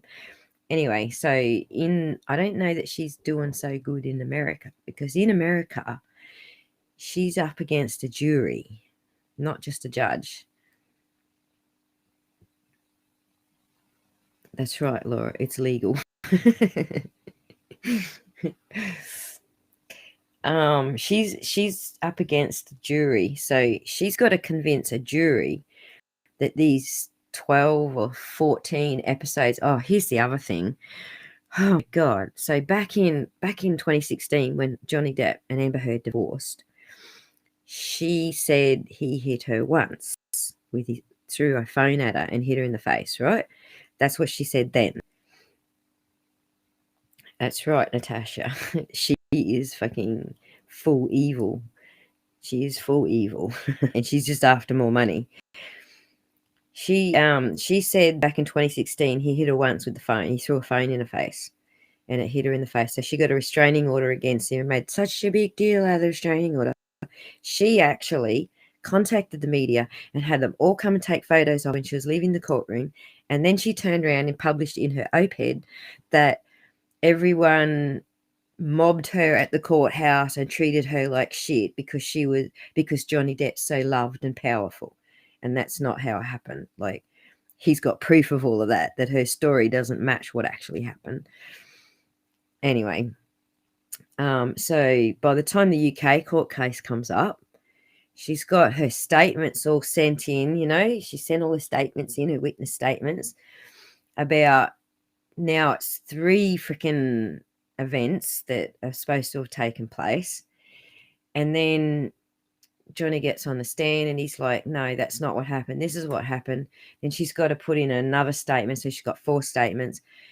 And then Johnny gets on the stand again and goes, well, no, that's not what happened there either. This is what happened. And then she goes and puts another statement in. And by the end of the UK court, she's got 7 fucking statements. She's just got to keep making up another story to cover the fucking last lie that she told. She had 7 statements towards the end of the UK trial. But what blew her out of the water was all the evidence that Johnny had. She's like, oh, yeah, there was wine spilt everywhere and this, that, and the other. And so Johnny's got all of the CCTV footage from the building. Well, that's right, Natasha. But Johnny wasn't relying on witnesses. She was buying witnesses. We still believe that she paid her sister 10 grand. But Johnny wasn't relying on witnesses. He was actually coming up with evidence like CCTV from the building. She said, on this day, he did this, this, this, and this. And so there was wine everywhere. And so he's got the camera footage from the building to show that none of that ever happened. Then she's going, and then this, and this happened, and the cops came, and so the cops' body camera. She's actually trying. Oh, yeah, her. That's right. She's buying the witnesses. The cops' body camera doesn't show the shit that she's saying. She reckons there was a big hole in the door and all this shit, and that the cops' body cam doesn't show there was any damage at all. And then she said, oh, there's just so much. I mean, I'm just giving you the basic rundown on what that case is turning into. So I do want to cover it and go, right, like, deep dive into all the evidence, because like when you see all the evidence against her, you're just going to scratch your head and wonder what the effing hell that judge was thinking in the UK. How could he even come to the conclusion that mostly what Dan Wooten printed was true? The UK case is the one I'm bitching about because it's already over. That judge, he's a fucking moron. His name is Justice Nichols, and we're all calling him Injustice. Injustice Nichols. Because it was just bullshit. Absolute bullshit. How he came to that fucking conclusion. Like, serious. When I read through his, I don't know that I'll read all of it, but it's like a 300-page bloody ruling. So I probably won't be reading all of it. But yeah, it was just bullshit. Absolutely. Because he threw all of, like, so you understand the difference between hearsay evidence and actual evidence, right? Hearsay is someone said, or all of it was hearsay, actually.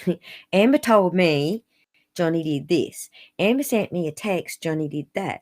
Amber said, Amber did, Amber blah, blah, blah, blah, blah. None of it was firsthand. Nobody on Amber's witnesses witnessed Johnny doing anything to Amber ever.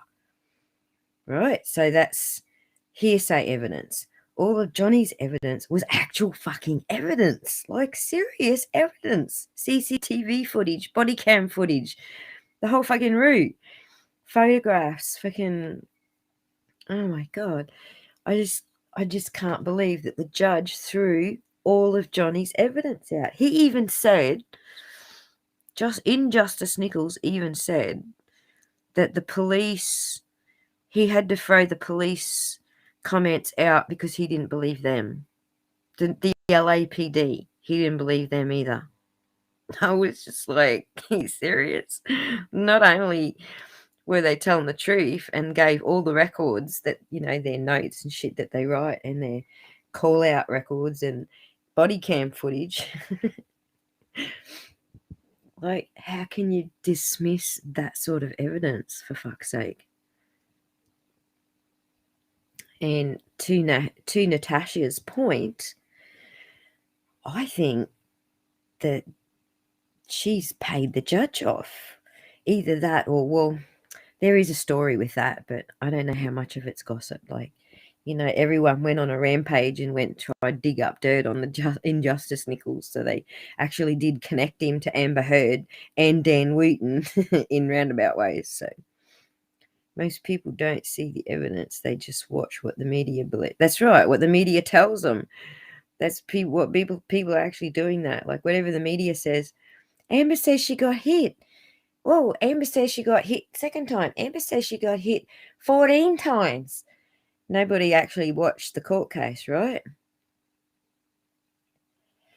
Exactly, Natasha. There is absolutely bias. I don't know if she paid the judge, Kathy, but the judge's wife actually wrote a book with Amber. Oh, no, sorry, with Amber. Amber's lawyer. Amber's lawyer and the judge's wife wrote a book together. Like, fuck's sake. And what's even more disturbing about it is I actually once I got into this, I started getting worried about Julian Assange because that bitch who's representing Amber Heard is also representing Julian Assange. So if Julian Assange doesn't end up, back here in Australia living a life with his kids, I'm just so, I didn't want to believe that this particular lawyer was going to be a fucking total waste of time, but I think she is. No, Laura, they did not cover any of that. Nope. The short news is like the mainstream media, and the mainstream media, all they want to know, yep, the 30 times exactly, Natasha. If you all want to know what the joke is about the 30, the 30 times. So, when Johnny told Amber, that's it, it's over, he wants a divorce because she beat him up again, we don't know if it was actually one of her friends, but someone relaxed down and crapped on his bed. So she's trying to say in court, oh, that was the dogs. Her miniature Yorkies do human-sized shits. That's her story. But the maid was like, no, I clean up those turds all the time, and that was not a doggy turd. So we all call her Amber Turd now. That's what she's copping the most shit about. Pardon the pun. But anyway, yeah, so there's so much to cover with that. Like you look at so one of the things that I noticed in the Brian and Gabby saga was the first thing I noticed in the body cam footage was that she was blaming herself and he was also blaming her. He wasn't taking responsibility for nothing. She was taking responsibility for all of it. And this is what I see with the Amber Heard testimonies. So in her first deposition in 2016, she was like blaming everything on Johnny. She took responsibility for fucking nothing. And then there's this one point where she goes, and he took my car off me and he wouldn't let me drive anywhere. And then you go back in, it's on YouTube. He took her car to get it pimped. You know, that whole, what's it called? It's like people do a gag. They play a gag on you. So she thought he took the car for mechanical whatever repairs, but it turns out he had it all pimped out and everything. And so he like played a full gag on her. What's it called? Ashton Kutcher does it. What's it called when they prank you? Yeah. Anyway, he did the full prank her thing. And she brought it up in the court case as if it was a control thing and not a gift and not a funny gag thing that he did as a gift. Like he fully had a car pimped out. And she's sitting there in the courtroom saying, oh, he's so controlling. He wouldn't let me drive my car. He took it off me. So, punked. Thank you. That's right. He punked her.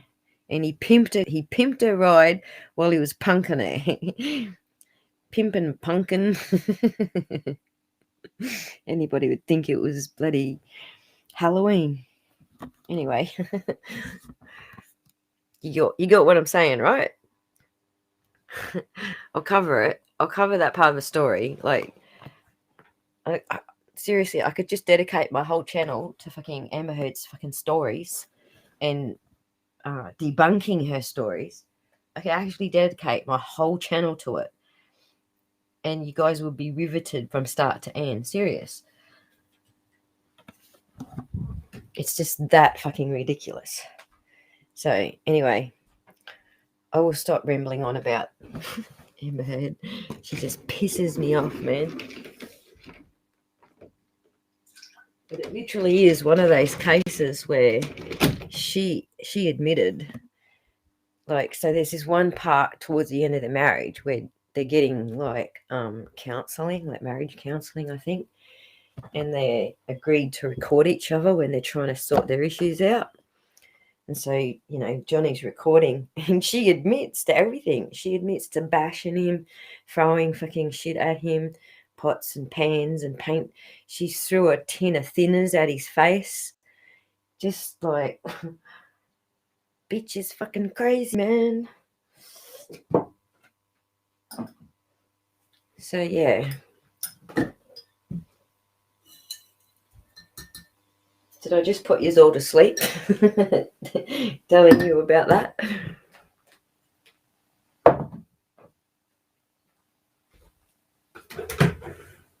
Yep, I did. I put you all to sleep.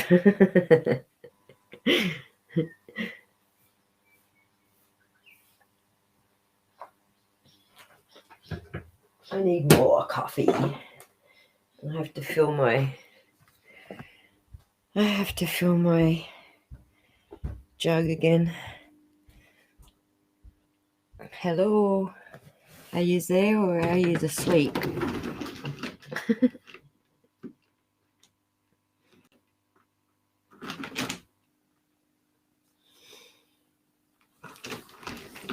Yeah, exactly. There are women out there who abuse men, and she's doing it for the money because he's got money. She knows she's doing it for the money. So she's countersued him. He's suing her for he's suing her because he got kicked off bloody Pirates of the Caribbean, right? He's suing her for yes, it is coffee time, Kathy. He's suing her for I think it's 100 million, like the loss of his income from pirates, basically, from Pirates of the Caribbean. So he's suing her for 100 million. He's suing her for 50 million, and she's countersuing for 100 million. That's what it is. Neither of them have got those sort of fucking dollars. I think Johnny would have those sort of dollars if he sold some of his assets, but I don't think he's got it like just lying around.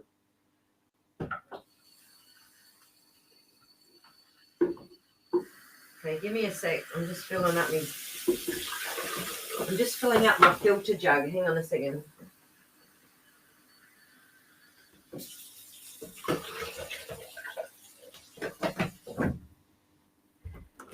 Okay. She wants to keep living that life. That's right. She shot herself to stardom by being Johnny's wife because she wasn't getting fuck all in the way of roles or anything, movie roles and shit before Johnny.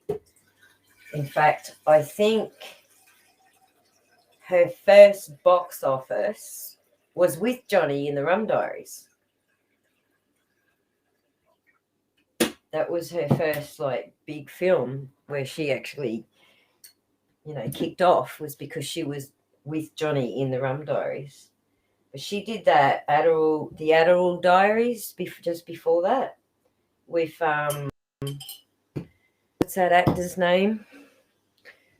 I can't think of his name. I can see his face, but I can't think of his name. See, I do this all the time to you, don't I? Here we go. Another name. Who was the lead actor in the Adderall Diaries? Adderall. Whatever his name is. She ended up having an affair with him while Johnny was in... where was he? I think he was in Australia, actually. He might have been here in Australia filming Pirates. She's having an affair with him. She's in the courtroom going, Johnny had an affair on me. Johnny went, oh, did I now? Who's this in the lift with you in our apartments while I was away? So he's actually got video of her and Elon Musk. So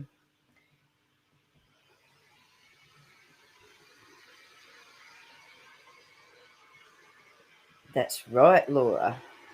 Exactly right. James Franco, thank you, Natasha. I knew someone would come up with the name. I mean, the dude's a creep. Tell me, ladies, how can you have an affair on Johnny Depp with James fucking Franco? Like, serious? Is this woman fucking leapy or what?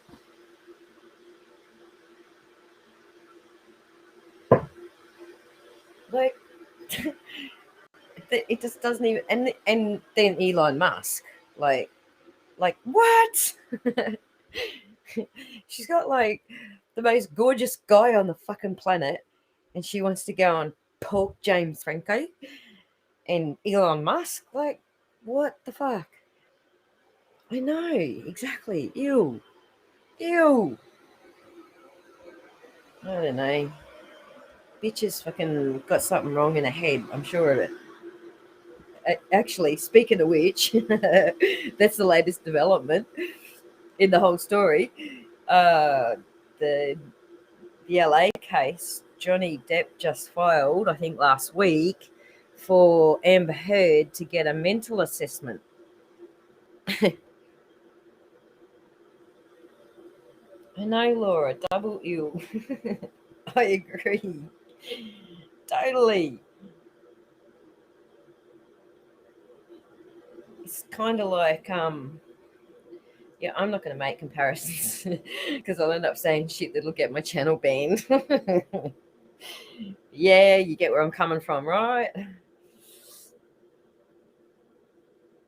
But yeah, so the last filing that I heard, well, there was two filings. Johnny Depp requested to have her mentally evaluated from the courts, and then she filed. Oh my God, she is just so fucking dumb. She has filed about, I think, 3 times now to get the LAPD body cam and testimony thrown out. She doesn't want that evidence to be in the Virginia trial. And the first time she did it, the judge said, no, LAPD evidence is in. Second time she did it, the judge said, I already told you before, the LAPD evidence is in, and if you do it again, I am going to, what's the word? There's a word for it. I'm going to punish you, basically. So, yeah. So the other day she did it a third time. Hey, sanction. That's right. The judge threatened to sanction her if she does it again, and she did it a third time. So I actually think she's going to get sanctioned this time.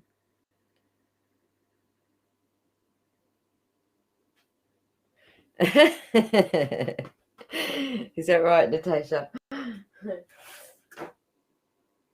don't know.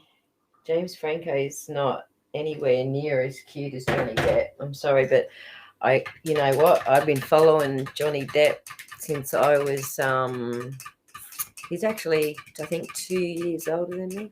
How old is he? He's nearly 60, right? He's like 5 years older than me, I think, or something. And I've been following him since I was like 20. Yeah, 20, 21 or something. Like, always thought he was gorgeous. Always.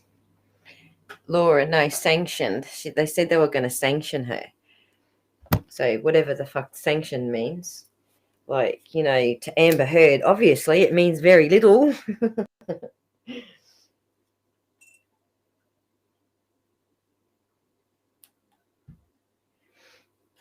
I can Google what being sanctioned by the courts means.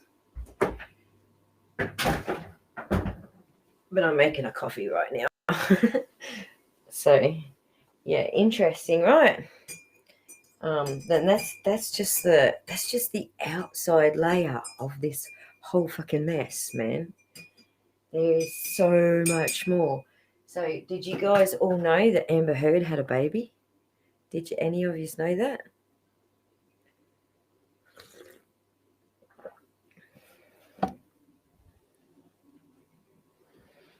Baby was born in April this year.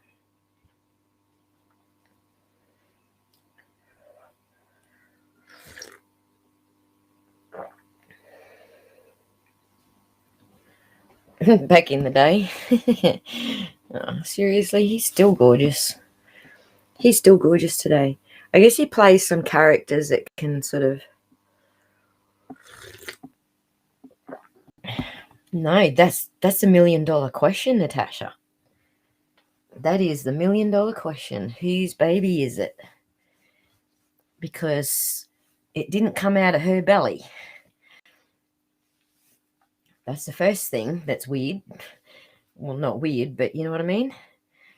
It didn't come out of her belly, but there was a story a little while back going around, and it was sparked by the tabloids, so I don't know how true it is, but there was a little story going around that, so after Amber divorced Johnny, she hooked up with Elon Musk, and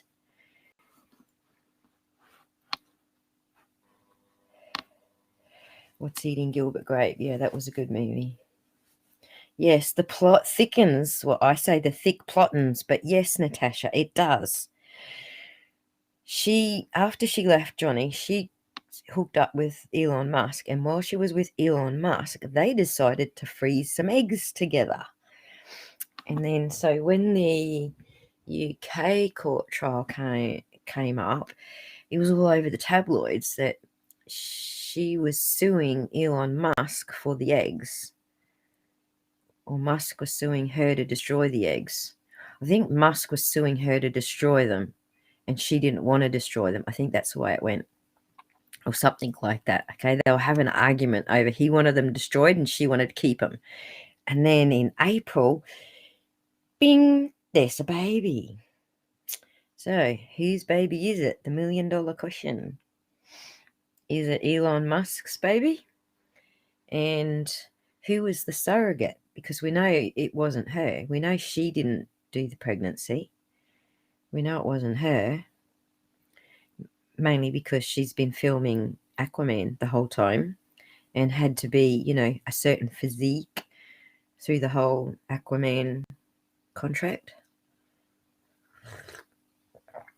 Plus, of course, she's turning up to court in the UK and flashing her brilliant body on camera all the time. So we know it wasn't her.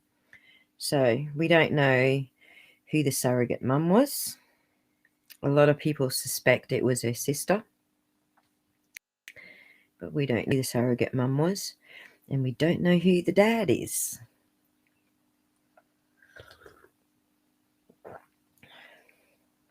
So whose baby is it? And here's another question. If she's a Hollywood superstar, is CPS going to go visit that kid and save that kid from getting bashed?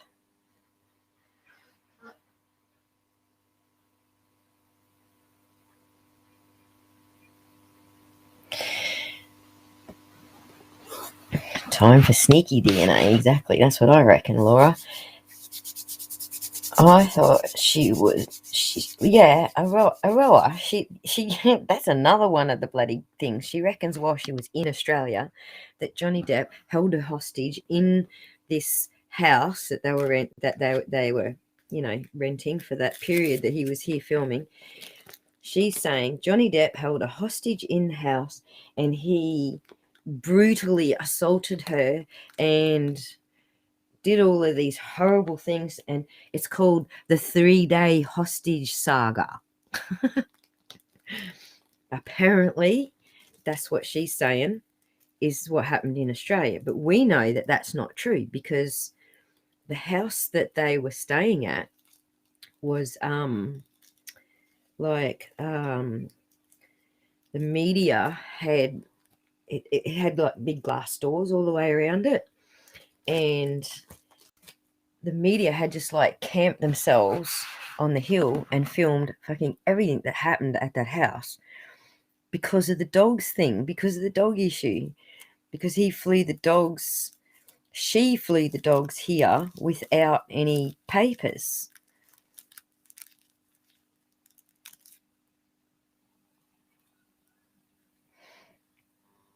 Yes, Natasha, 21 Jump Street was my first discovery, and then Crybaby. My girlfriend and I were right into Crybaby. We loved that film. Yep, the rags pay big for anything to do with bloody that shit, hey.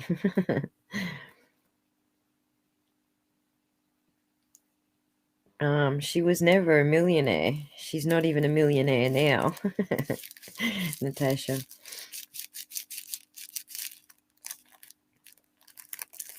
Even with her backseat role in Aquaman, she still ain't a millionaire.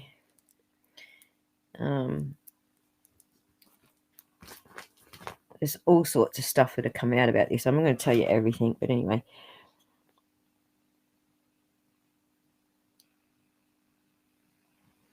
It is. Musky cologne. when you hear all the people that are on YouTube talking about this case, you'll hear them talk about Rocket Man. That's what we call him, Rocket Man.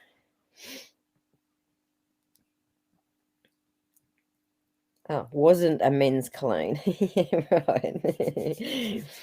That's very musky.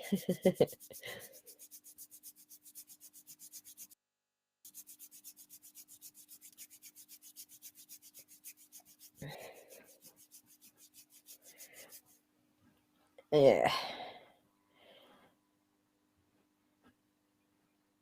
Yeah, that was his best looking period, hey, back then in 21 Jump Street. I agree. I kind of like his old man look, but that's because I'm an old woman. He's just a very cool old man. So the question that I've got is about American Child Protective Services are going to protect that baby, or does she just get a freak because she's a celeb? That's what I want to know. Has any celeb ever lost their kids because they're abusive?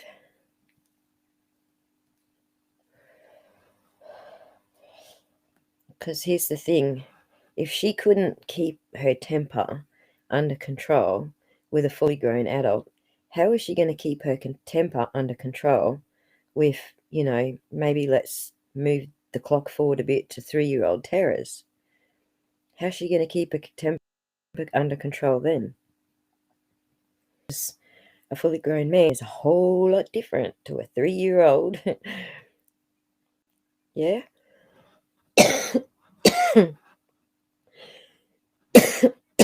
Excuse me. That went down the wrong hole. So, yeah, does anybody know of any celeb that lost their kids to the government, to the CPS?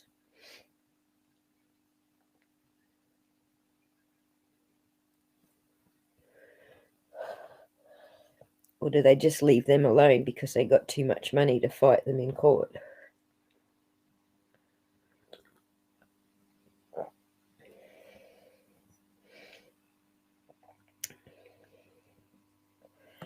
Right, she will have a nanny, I think.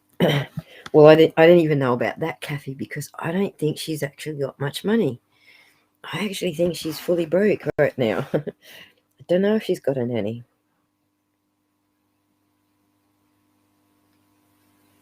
Edward Scissorhands. They're like all the movies from like back then. They were like the best movies. And then when he did the Rum Diaries, he started going into a different realm, like because he was with her.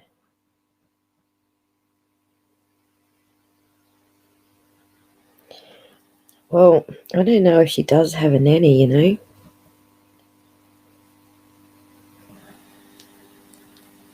Very, very different, Natasha, exactly.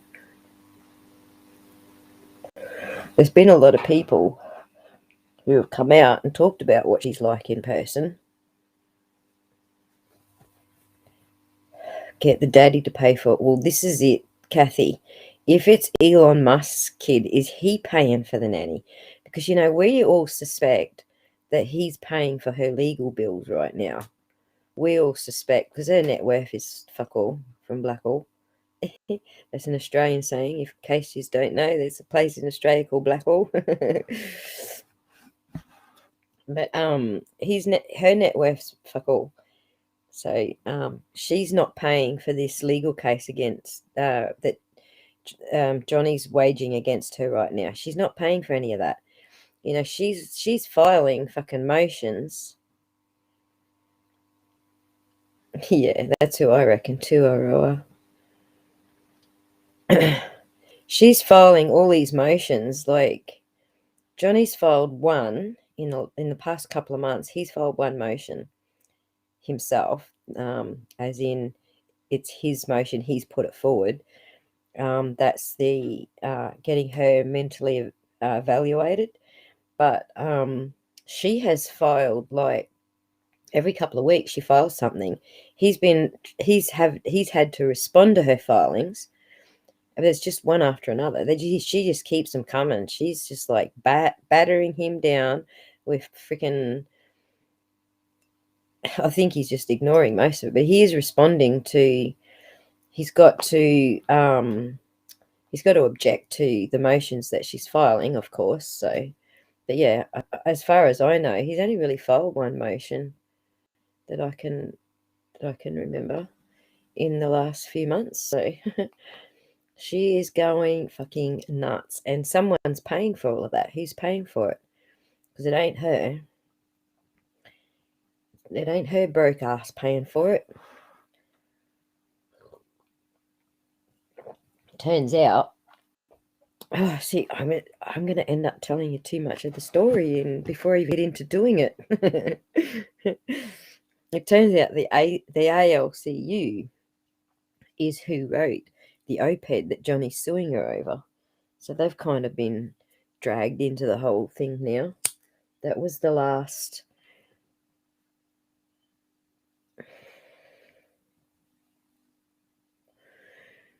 That's why she had to hook up with Elon Musk and have maybe a little Musk.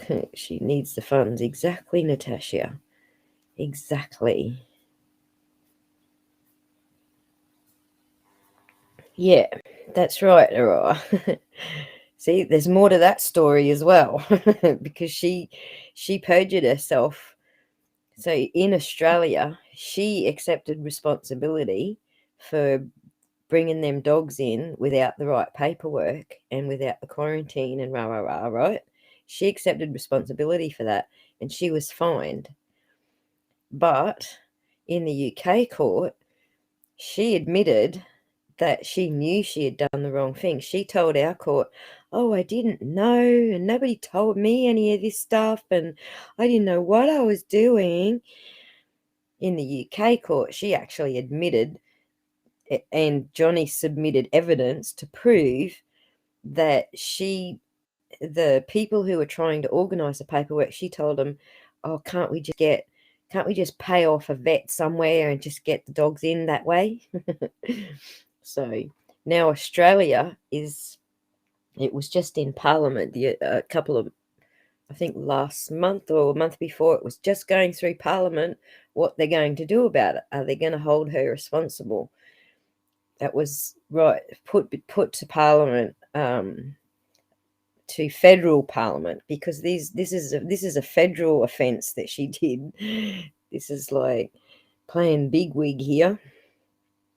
So yeah, it's a criminal offence to perjure yourself to the federal court, which she did. So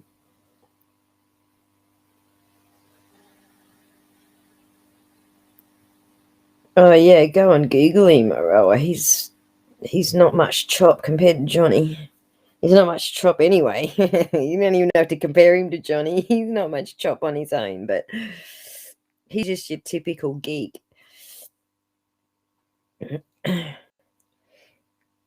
I thought Elon was all right as far as geeks go and the work that he does in geek world. I thought he was all right. I thought he was like mad inventor and moving us forward in technology, and I thought he was all right. And then that's right, Natasha. And then this stuff come up with Amber Heard, and I was like, whoa, he really thinks, like, he's buying into this whole thing. He really thinks that Johnny did this. And then when all those people in Bolivia were killed, Elon Musk was on his Twitter account laughing about it. So I don't know if you know this, but he's after Bolivia's lithium for his, Tesla batteries.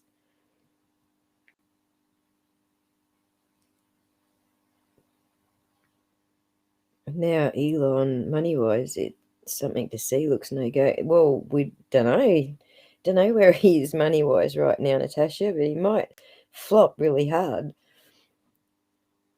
But yeah, that was where he lost me, because the whole shit that went on in Bolivia and people were actually getting killed, and that whole regime change thing that, your government was trying to do over there in Bolivia, that was all because of Elon. That was because Elon wants their lithium. They've got untapped lithium reserves there, and he needs all that lithium for his Tesla batteries to continue, manufacturing them. He needs all that untapped lithium.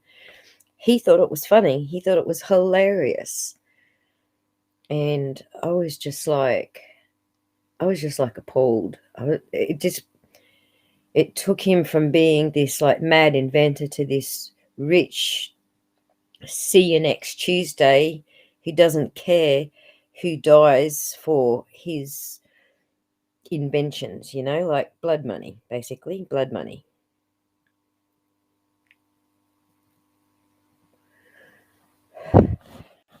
So yeah, lost all respect for that dude. According to Google Dictionary. Yeah, I don't know. At the moment, his billions are tied up in investments that are failing, and not all of his investments are going good. So when you say what is someone like Elon's net worth, you're talking about the value of all his assets and his investments and his businesses and stuff. But when you look at how much of it is actually failing at the moment, yeah, I don't know that that's gonna hang around for long. It could. He's one of the richest men on the planet, so he can probably afford all of them failing and still be set for life afterwards.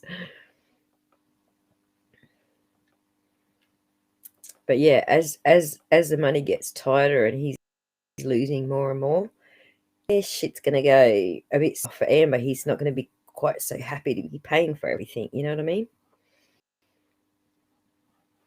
I don't know how he does it, to be honest, because as far as I understand it, America bases child support on what you earn, right? And if he's on 196 billion, imagine how much he's paying his ex-wife for the 3 kids they already got. I think it's 3 kids. I can't remember. I think it is 3 kids. Imagine how much bloody child support she's getting, and then add Amber's baby on top of that.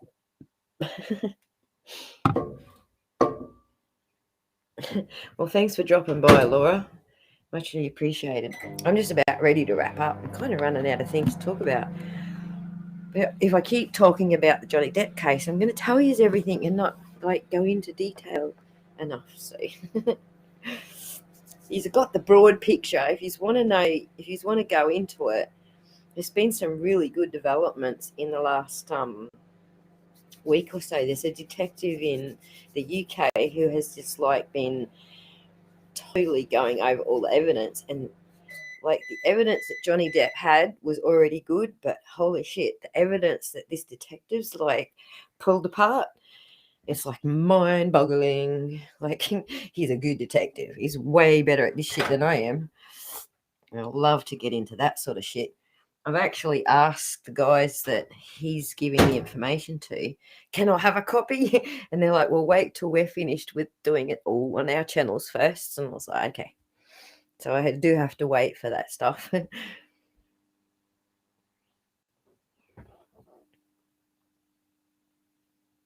Yes, Aroa, he does. In fact, you've got to jump on Twitter and read. So one of the lawyers, and Amber had one of the lawyers sanctioned on him because she didn't like him. And what's his name again? Waldman, Adam Waldman. Go on Twitter and look up Adam Waldman because he's dishing it. So it was so funny because Amber was like, he's telling the media shit. We want you to sanction him. So the judge actually kicked him off the case and said, no, you can't be on the case because you're leaking shit to the media. But you know what? Now that he's not on the case, guess what? He's leaking fucking everything all over the joint because they can't stop him now because he's not a lawyer on the case. he actually wasn't leaking anything to start with. She just bitched about he was. And to be fair, the judge said, all right, fine, he's off the case.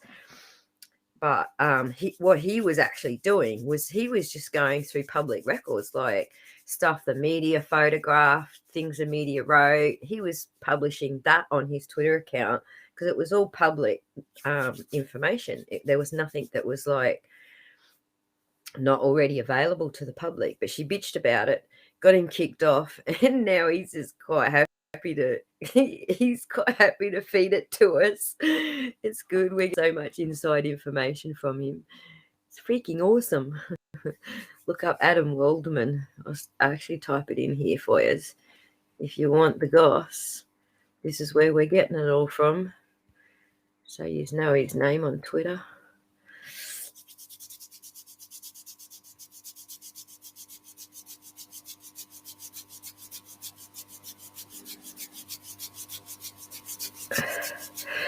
New cases, Natasha. Oh my God. I don't know. If I do this Johnny Depp case, like that's going to be months, man.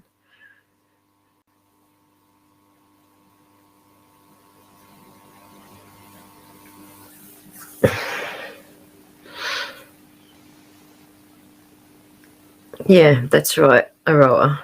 That's kind of the same sort of thing here. You got to have the passports and all the right. They've got to have their injections, and yeah, it is a big muck around. But that's what she was trying to avoid. She was trying to get out of all of that. She was just like, can't we just, shove a wad of money under the table at some vet somewhere?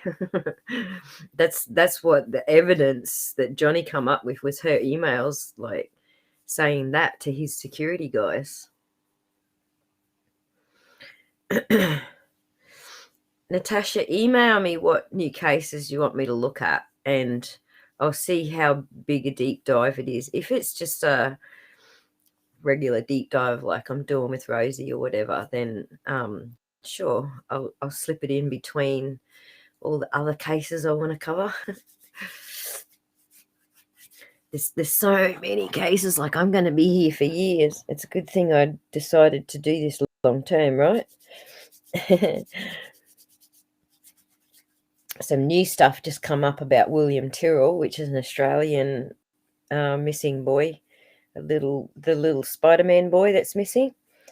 So some new stuff come out just like I think this month or maybe just in the last couple of weeks about that. So I've got to go like find it. I heard about it from someone else talking about it. So and he was actually talking to the detective, the fired the detective who's no longer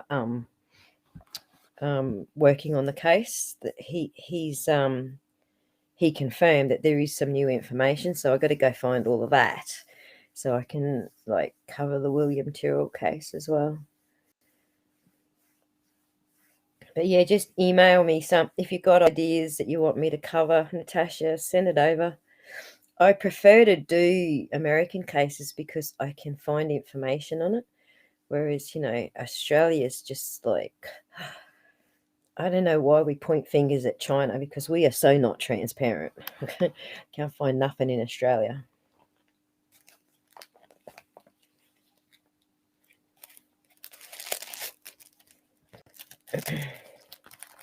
The William Tyrrell story, is that what you're talking about, Kathy?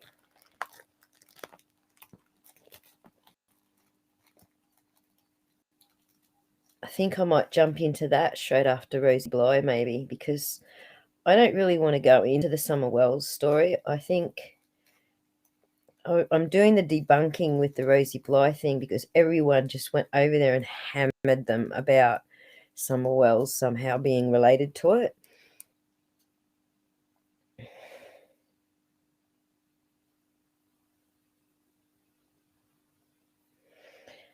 Oh, yeah. What? Natasha, isn't Aussie Insider snappy enough for you? I get what you're saying. Like, just a specific episode each week.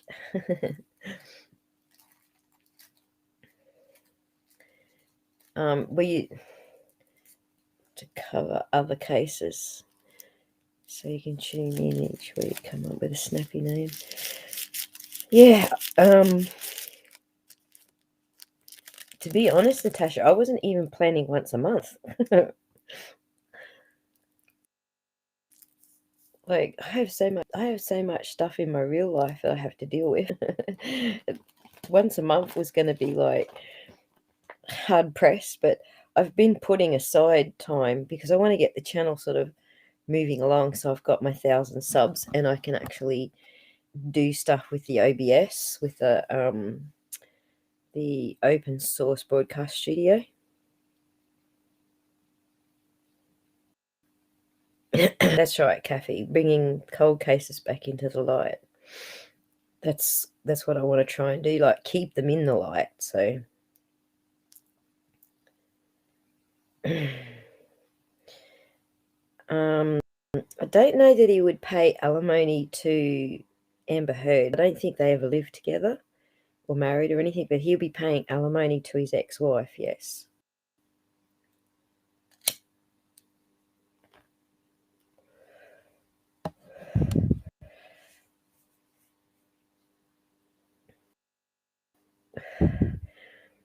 Do you want to do it, Natasha?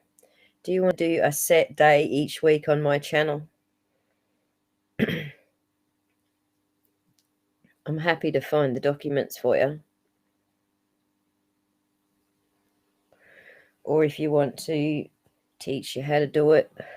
I mean, that was the point of going through the Rosie Bly case the way that I'm doing it, because I'm sort of teaching you guys how to do this stuff yourselves. Getting into the public records and not getting the wrong record, and not like having some ethics about who you're going to dox when you're doing a story on someone, or what reasons you will give yourself to go ahead and dox someone. Like there's certain people I won't dox. Children, I won't dox children. End of story. That's just that's a good ethic to have. But in the Gab case, I'm just not going to go into her parents' records. End of story. Just not going to go there. They're already victims. I'm not going to victimize them any further. Hello, Trapped in Plastic. Thanks for dropping by. And I think so. I think I'll do some shows on William Tyrrell. I think I will. I need to dive into that one a little bit further. I know generally what's happened recently with that case, but going back to the start, I had to download some programs, 60 Minutes programs and stuff on that case to brush up on it again. So still getting there with that one.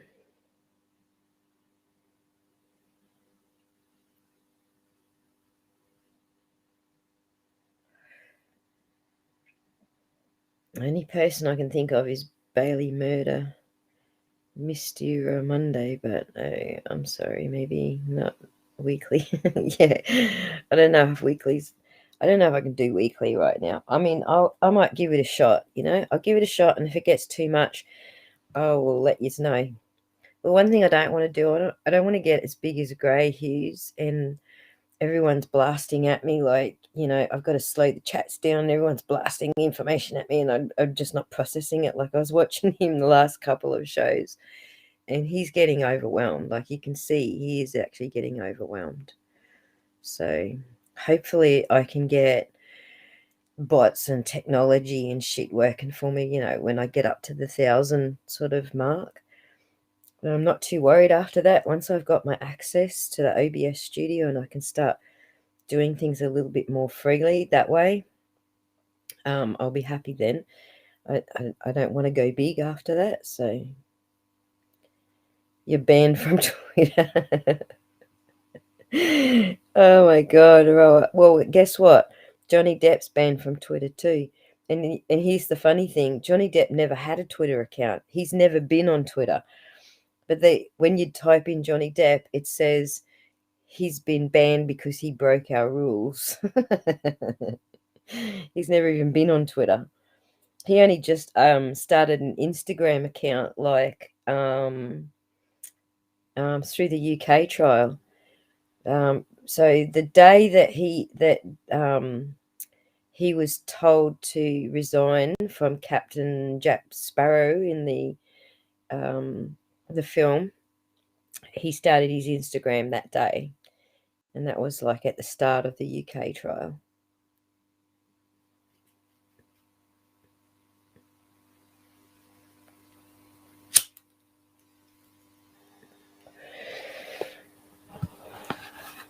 Yeah, cool, Natasha. Well, go and find some info about William Tyrrell. Because it wouldn't surprise me in the slightest if America or Americans can actually find more information than Australians can.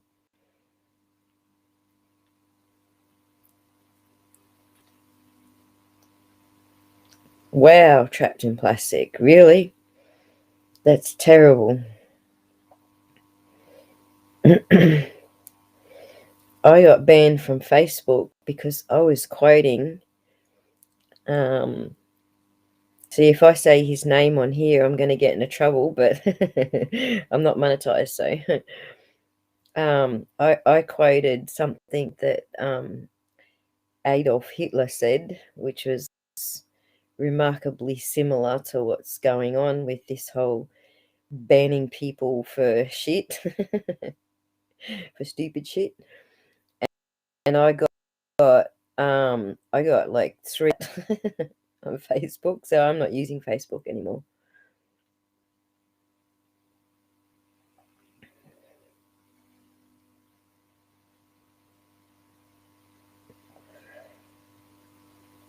Yeah, that doesn't surprise me at all, Aurora. And I wouldn't be surprised if we were around the same sort of dollar mark as you guys.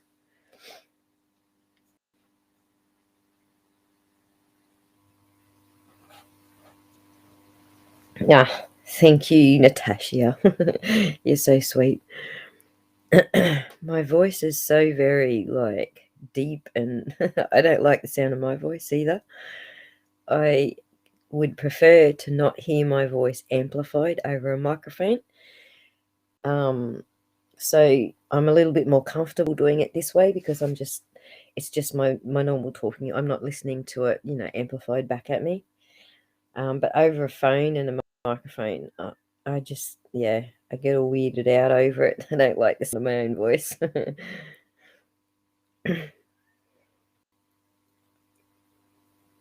So, guys, we've been going for 4 hours, 7, 8, 9, 10, and I've only got a 3-hour break before I got to do another hour with Kraken cases with Cam and Ali.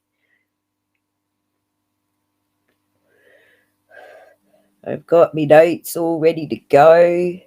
We need to do a prayer for Brandy and the West boys.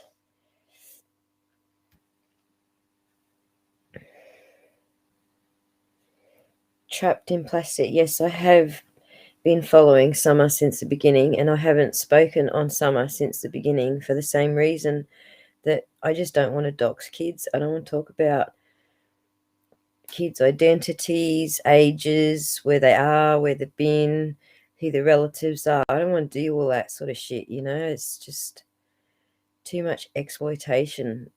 I'm not doing it for I'm not going to do Summer just because it gets the clicks, you know what I'm saying? I'm sticking to my ethics principles.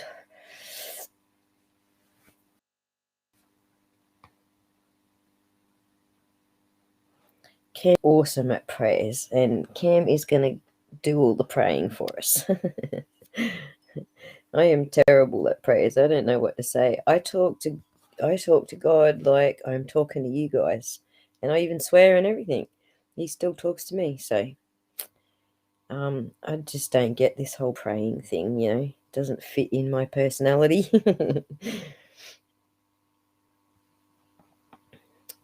We're going live in 3 hours. I don't know what time it is for you guys. I think it's about 8 p.m. or 9 p.m. his time. about 9 p.m. in Tennessee, and in my time it's 10 a.m.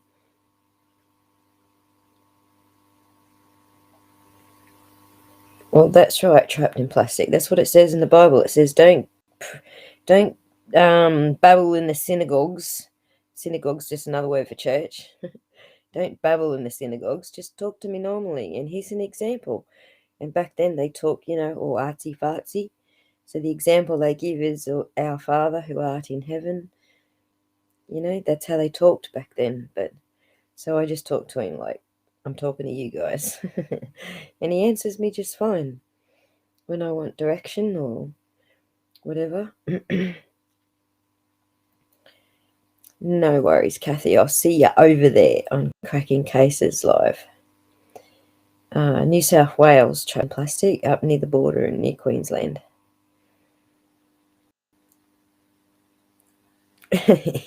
Exactly. It says a lot of things that people just completely ignore.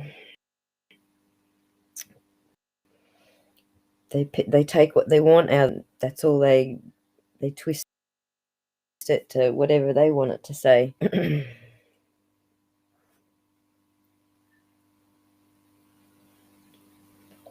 Yeah, Natasha, I don't mind bowing my head and listening to someone, direct a prayer. I'm just not a prayer director.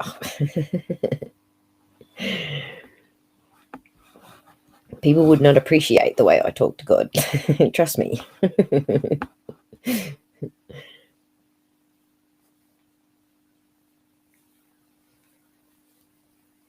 Yeah. So that's it, guys. That's me wrapped up for the time being. And yeah,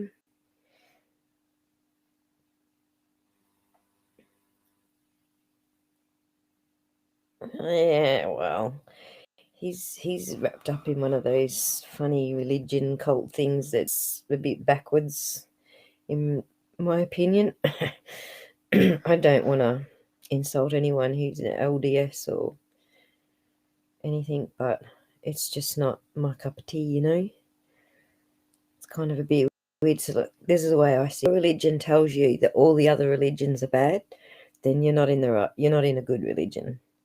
If your religion tells you that you can accept everybody else and everybody has their own way of doing things or their own religion or their own beliefs and you can live with that, then you're in a good religion. That's the way I see it. And LDS is not one of those, unfortunately. LDS is very single-pathed, let's say, like Jehovah's Witnesses, which is, I was indoctrinated as a Jehovah's Witness up until I left home at around 14.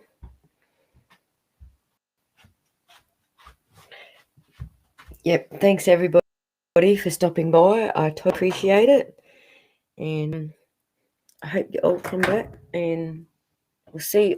I don't even know what I've got on the planet. Oh yeah, I got a vote. You all voted for yes to me babbling on about politics that might get me into trouble. So I might pop that one up next.